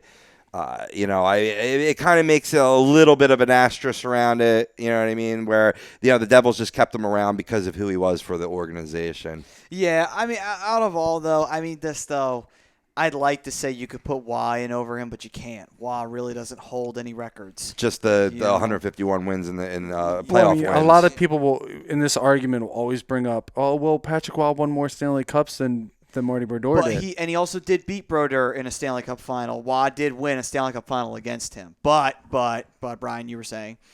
No, that was it. You can make that argument, but look at all the records. Statistically, Marty Brodeur was the better goalie. Yeah. Did he play longer than Waugh? Possibly. I don't know. I mean, Waugh played for a long time. We're talking like mid-'80s to early 2000s Waugh played. So Waugh played for a while. I mean, I will look it up, but apparently Hockey Reference is a blockable page. I'll jump. Yeah, because I sell them a little bit, you're going to block it? Hey, I'll check it out during the break. All right. So we're going to go to break. When we come back, we're going to give our Twitter poll results, and then we'll get into a little bit of Flyers talk and a little WrestleMania talk on the other side. But first, we are brought to you by Liberty Event Rentals, located 267-314-7368. Give them a call at 267-314-7368. Location at 2154 East Cambridge Street in Philadelphia, PA, if you want to visit them. And you can look them up on the web at www.libertyeventrentals.com for all your event needs. This is the Hockey Happy Hour at A2DRadio.com, and we'll be right back after this.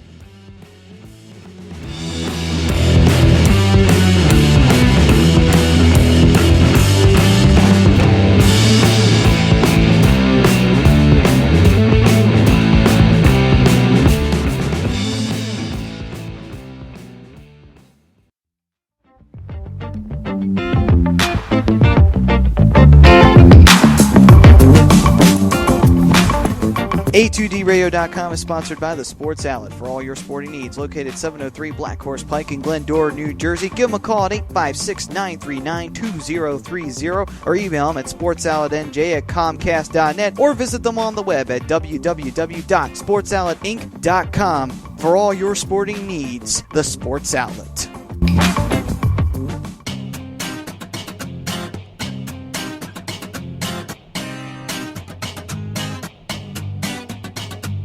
A2DRadio.com is proudly sponsored by Gibson Mayer LLC Certified Public Accountants. Gibson Mayer, located in Yardley, PA, is a leading accounting and business consulting firm with a proven track record of handling critical issues with expertise across many different industries, including construction, distribution, hospitality, manufacturing, real estate, service trades, merchandising, professional services, and professional athletes.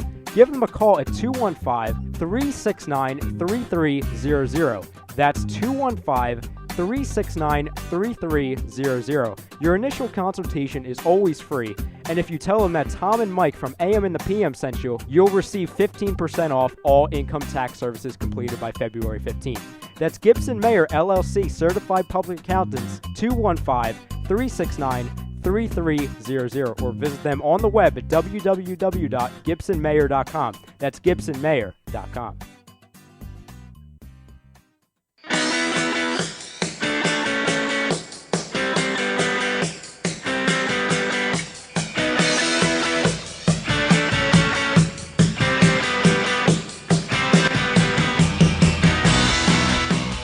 Hey, do you need to get your skills in shape? Then contact the Scanzano Sports Center, located at 5 Carnegie Plaza in Cherry Hill, New Jersey. You can give them a call at 856-889-3434 or visit them on the web at www.scanzanosports.com. John Scanzano offers individual, semi-private, and team training lessons in hitting, pitching, catching, outfield, along with turf rentals. The Scanzano Sports Center is equipped with a 31,000 square foot indoor facility, 4 batting cages, and a 4,000 square foot strengthening and conditioning room. So what are you waiting for? Contact the Scanzano Sports Center today.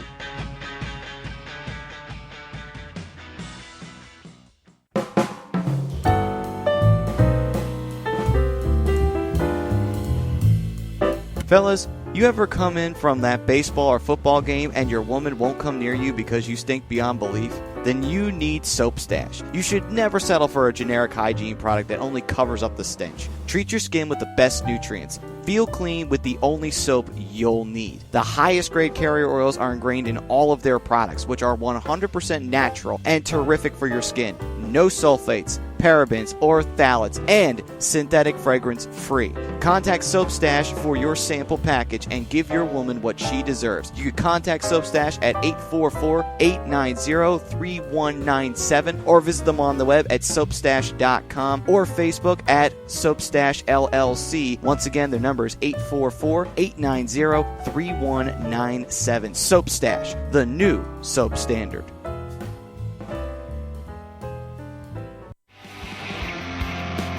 You're listening to the Hockey Happy Hour, only on A2DRadio.com.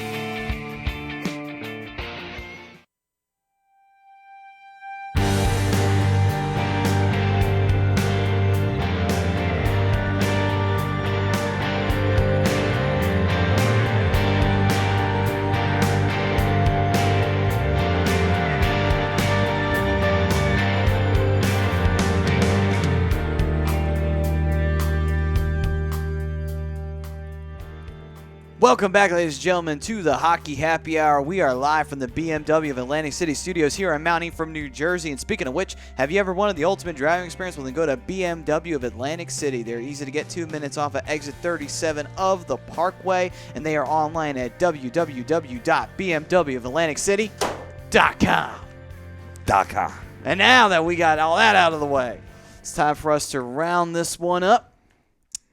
Wrap this bitch up and put her in the trunk. Let's get ready to talk about some Flyers talk here. We'll get into a little bit of that, a little bit of the rumors that are going on. Obviously, there's some offseason rumors since the Flyers are pretty much out of it. They're not mathematically out of it, but spiritually, they're out of it. They're not making it. So, with that being said, There have been some rumors and some players tagged to the Flyers. One of those people that we will be addressing now is TJ Oshie, who is actually set up to become a free agent, an unrestricted free agent, by the way, at age 30, leaving the Washington Capitals. That, in my opinion, for anyone out there who thinks that TJ Oshie is becoming a Flyer, is crazy. Because no way in hell do we have the cap space to afford a TJ Oshie. TJ is going to be asking for a lot to wind up going and doing big things, because all the other 30-plussers who were going to be free agents, their stats were trumped by TJ Oshie's. True. I mean, Hextall has been known to pull some magic with salary caps, dating back to when he was assistant GM with the Kings and a little bit here with the Flyers and the mess of a salary cap that he was laden with. The only way that gets done is if you were able to sign TJ Oshie with like a back-laden contract. But would he really take a back-laden contract to be a Philadelphia Flyer? I don't think so. I think he would do that to be, like, I hate to say it, but like a Pittsburgh Penguin. Well, he is a Washington Capital. Like a Chicago Blackhawk, a team that, okay, I'll take more money at the end to try to win now. Oh, wow. You just brought up something great. What if he did sign with the Chicago Blackhawks against his old team, St. Louis? Oh, wow. That would be crazy. Then I'm begging for them to meet each other in the playoffs.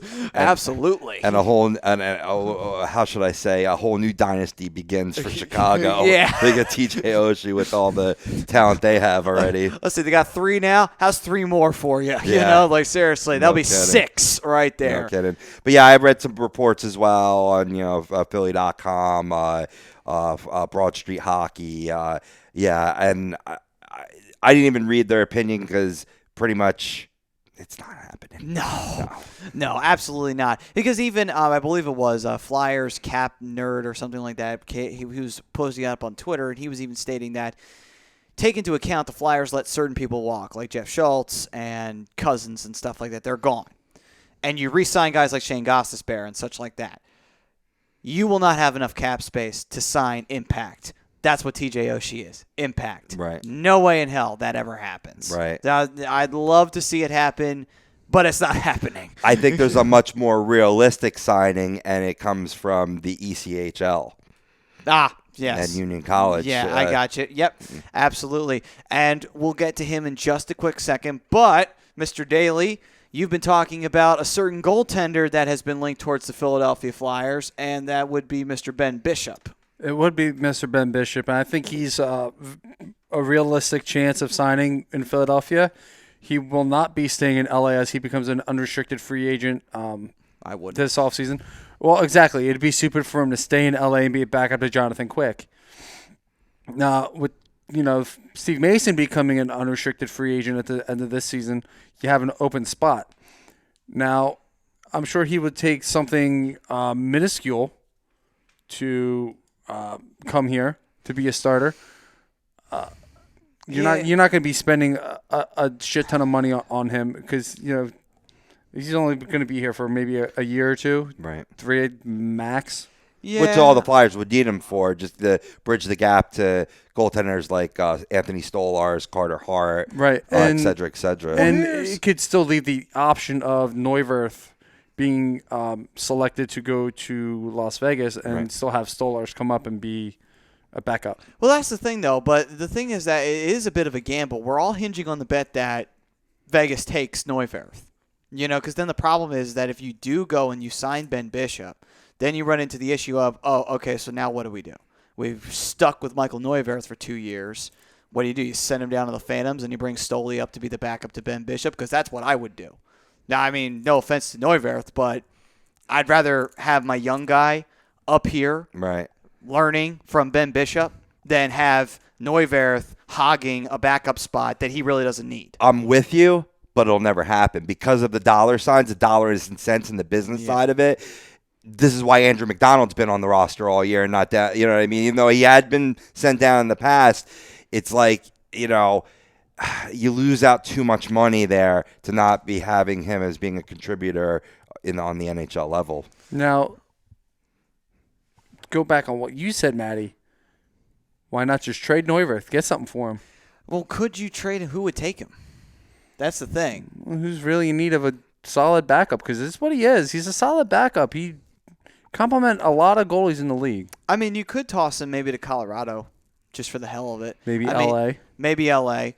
I mean, that was the light bulb right there, because maybe we sign Ben Bishop away and be like, all right, well, we'll trade you a goaltender to back up quick, get a little piece. you could Tyler something Toffoli. back. You could. Yeah, I don't think you're gonna get Tyler Toffoli for Mike. I want Tyler Toffoli so Dude, bad. if we got Tyler Toffoli, I was calling it right there. It's just like, there's the greatest line we could have. Giroux, Voracek, Toffoli, right there. That's your line right there. Right. We don't need to worry about it. We got a new Legion of Doom.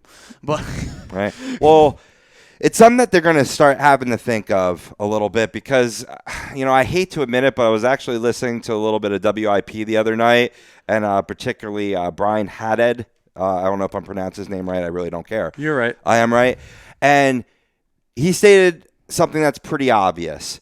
The Flyers get a lot of shots on goal. They've been averaging a good amount of shots on goal, but they've been very poor quality, no chance of scoring. So it's kind of like a mirage. This team does lack skill. Their forwards are overrated. I mean, I think really at this point, the only guy, and he expressed this too, the only guy that you could lock and keep is a Voracek. He didn't say Giroux. I'll say Giroux in that as well. But everybody else can be expendable. I mean, maybe you throw in a Wayne Simmons there, depending on what side of the coin you side with. Maybe you're willing to lose a Claude to keep a Wayne Simmons. But this is what I want to bash.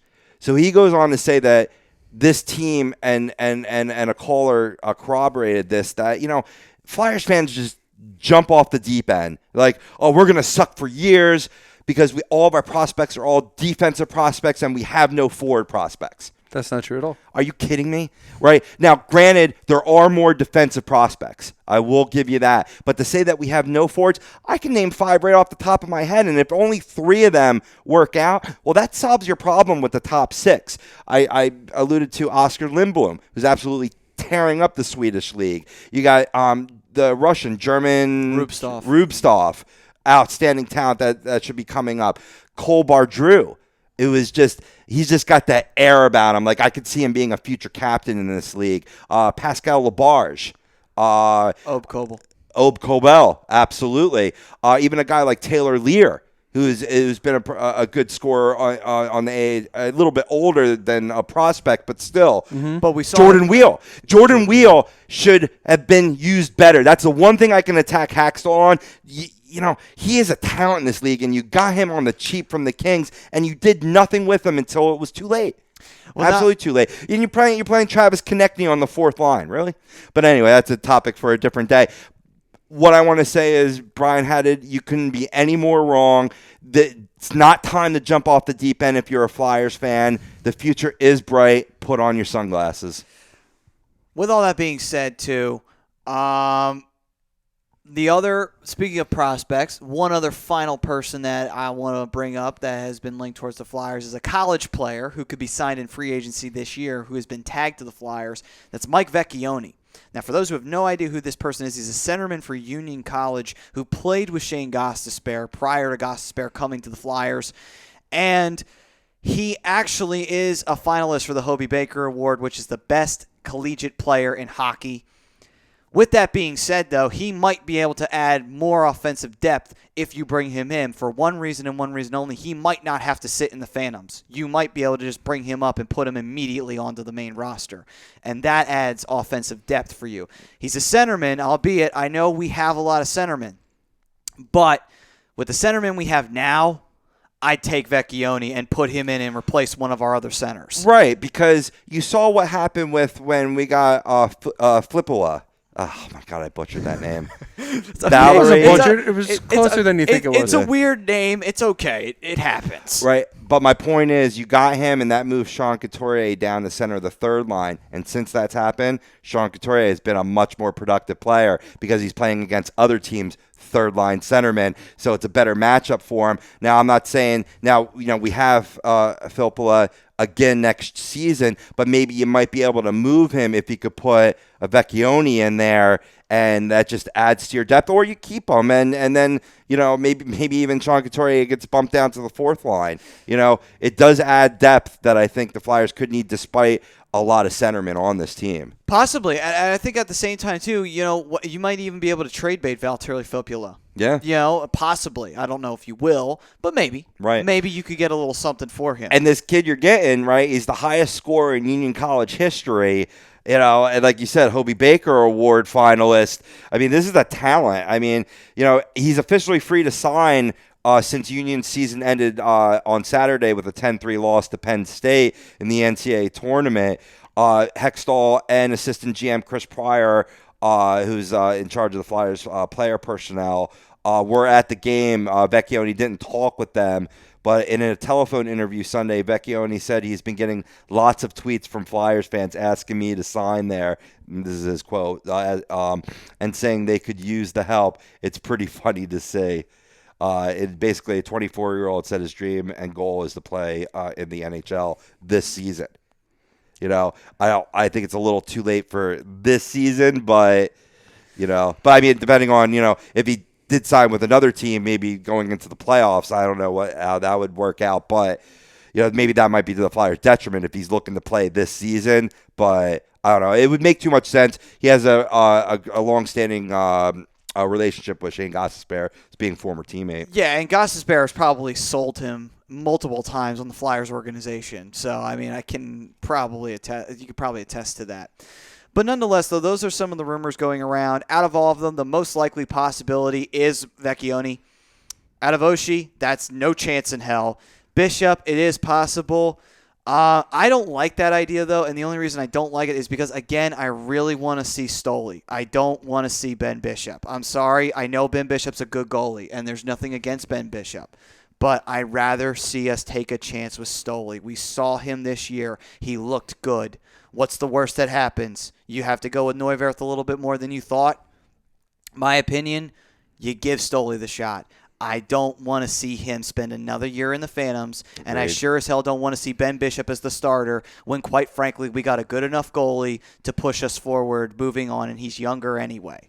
I don't want to see a veteran get a spot that a younger player should get. Mm-hmm. I'm tired of seeing that. That's an old Flyers habit that has to die. Right. Ben Bishop cannot be the next one in that bad habit. It's as simple as that. Well, here's the thing. That has to end.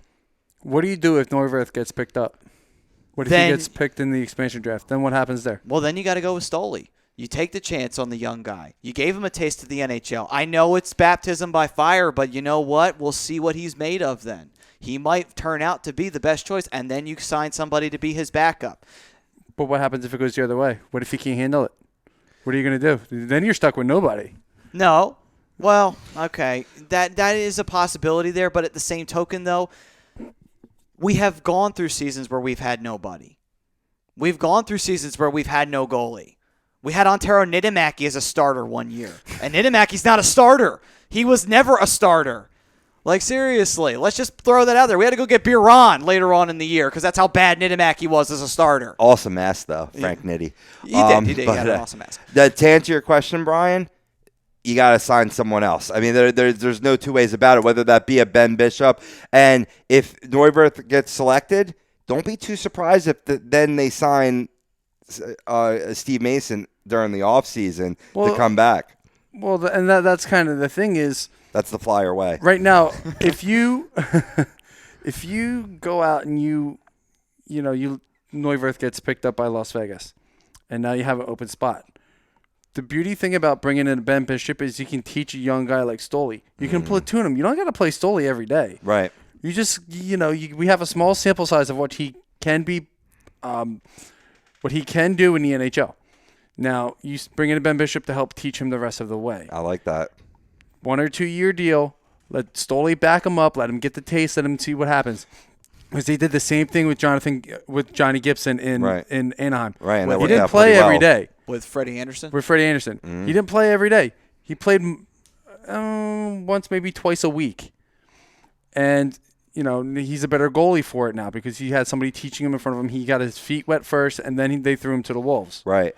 I think it all depends on what they want this team to be. If you want them to be a competitive team, a team that could get into the playoffs, then yeah, you sign a Ben Bishop, you have Stolarz learn under him, split in time, yada, yada. If you're looking to really, truly, rebuild and create a stronger team in the long run, maybe it's not a half bad idea that if Neuwirth gets selected in the expansion draft, that you do re-sign Mason to a low-level deal, maybe only 1 or 2 years, and then Stolarz is your starter and Mason's your backup. I mean, again, it's not a bad idea. I'm not trying to say Stoley isn't ready because he very well could be. Right. But you also got to be prepared for the idea that he comes up here and he struggles. Well, yeah, and that hasn't is happened so far, though. He's looked pretty good. Like I said, it's a very small sample size. Then you have Mason to step in, though. You know what I mean? Right, and that's why I say you go out and you bring in a guy like Mason. But that's also the same thing. You could go find a Steve Mason. I mean, the Steve Masons are a dime a dozen, True. When you go to free agency. But which is sad to see because there's times where you just shine so well, and it's like, and I've been sucked in. Maybe it's a Stone Cold Steve Mason it's the Stone Cold Steve Mason thing. That's okay, though. That's all right. He was awesome anyway. But nonetheless, though, I just don't want to see Ben Bishop here for that simple reason of he's going to be the starter. He's going to be logging 90% of the playing time. And that's something I don't like because you're taking more time away from Stoley against teams he needs to get used to, against players he needs to get used to. Experience he needs that's going to a veteran that doesn't need it. And at the same token, sure, Bishop gives our playoff chances, possibilities increase tenfold with him being our starter. But also, we got to account for our defense, which is shit, to go along with it. Well, you've already said it. The Flyers are not making the playoffs this year. You're going to get a lot of fans in Philadelphia barking and clamoring. You got to do something to make this team a playoff team. That might put pressure on the organization to sign a Ben Bishop. True, again, though, but I am going to say this now. None of you are going to listen to me anyway, but I'm going to do it anyway. Don't say anything, because you know what? You're hurting the team in the long run. You're not helping anybody if you sign a Ben Bishop. You're just having a rental player for 2 years, and you're taking more time away from a young player who may very well be the guy we need to carry us in the future seasons. Now, I'm not saying what Brian's saying is a bad idea. It's actually a great idea. I think it's a great idea. But I would prefer what Rob is saying. You put Stoley as starter, you have a veteran backup. That, to me, is the better way to go. Not have the veteran starter and the rookie backup. But I understand that way it's all young players playing together and growing together, and that's what it's all about. And I get it. I really get it. And in a sense, I agree. But here's the beauty of a situation where you have a proven veteran step in. If that proven veteran plays well enough and that backup goalie plays even better, you can trade away that veteran and then have Stoley step in. And then that way you get his – right, you get a good trade piece, you get something in return, and you get the value of having Stolarz. I do like that. That definitely does sweeten that idea. Like that is not a bad idea at all. And I even said it's not a bad idea. Even in the even remotely, you could get a great draft pick for a guy like Ben Bishop, especially on a team that absolutely needs a goalie and needs to make something happen. Like, say, Corey Crawford goes down and he's not going to make the playoffs, and the Blackhawks absolutely need somebody because we all know they're going to make it next year. You could easily say, well, we got Ben Bishop. You want Ben Bishop right now because Anthony Stolarz is killing it right now. You want him, we want something in return. And you could ask for anything from the Blackhawks if they're desperately needing a goalie at that moment in time. Now, that's just a weird example. Maybe the Blackhawks have somebody back up that could be good enough, like Scott Darling. I don't know. But, he might be good. I don't know. He's solid. He's pretty good. But nonetheless, though, I like both ideas. Don't get me wrong. But to me, though, there's no wrong answer, no matter which way you go. But I don't like the Ben Bishop as much because I really don't want to see Stoley sit on the bench. Right. I just don't want to see it. I'm right with you, man. I've seen him sit on the bench for far too long. We've seen him in the Phantoms for far too long. Same thing with Shane Gostisbehere. He was down there for far too long. You didn't waste time putting Konechny and Provy in their spots to make happen. Yes, did they make their mistakes? They did, but they learned from their mistakes. Provy learned a lot from his mistakes. Konechny, yes, as he had his bad moments, yes, but look at the team around him. The team is shit around him. What's he supposed to do? You give him nothing but wet garbage. Hot garbage, as Doug Fresh would say. What's he supposed to do with that? Right. He's a talented kid, but when you got slop around him, he can only do so much. He's not Austin Matthews. All right, I'm just saying. Hold back. I'm just saying. No, I'm you right get with my you, buddy. point. You get my point. Yeah. But anyway, moving on. Before we wrap up, I'll give the poll results. We asked you on Twitter, which one of these teams will miss the Stanley Cup playoffs, the Boston Bruins, Toronto Maple Leafs, or New York Islanders? As of the moment, with 62% of the vote, New York Islanders will be missing the Stanley Cup playoffs. Sorry, Frank Vespi. Yeah, I think that's safe to say. The Isles, they tried, but I don't think they're going to do it. But good run towards the end. Yeah, good run towards the end, though. Something to build on, hopefully, for their season moving forward. Anyway, as we move on, that will do it for this edition. Real fast on WrestleMania, it will be awesome. We'll move on. Hope so. And Brock Lesnar's going to beat Goldberg. Anyway, with all that being said, it's time for last call, folks. This has been the Hockey Happy Hour here on A2DRadio.com. From all of us here, I'm Matt Sasuda. That's Rob the Poe of Povia, Brian Darkwing Daly behind the board. This was brought to you by Scanzano Sports Center, located at 5 Carnegie Plaza in Cherry Hill, New Jersey. Give them a call at 856-889-3434 or visit them on the web at www.scanzanosports.com. We'll see you all next week, next Tuesday on A2DRadio.com. Peace, everyone.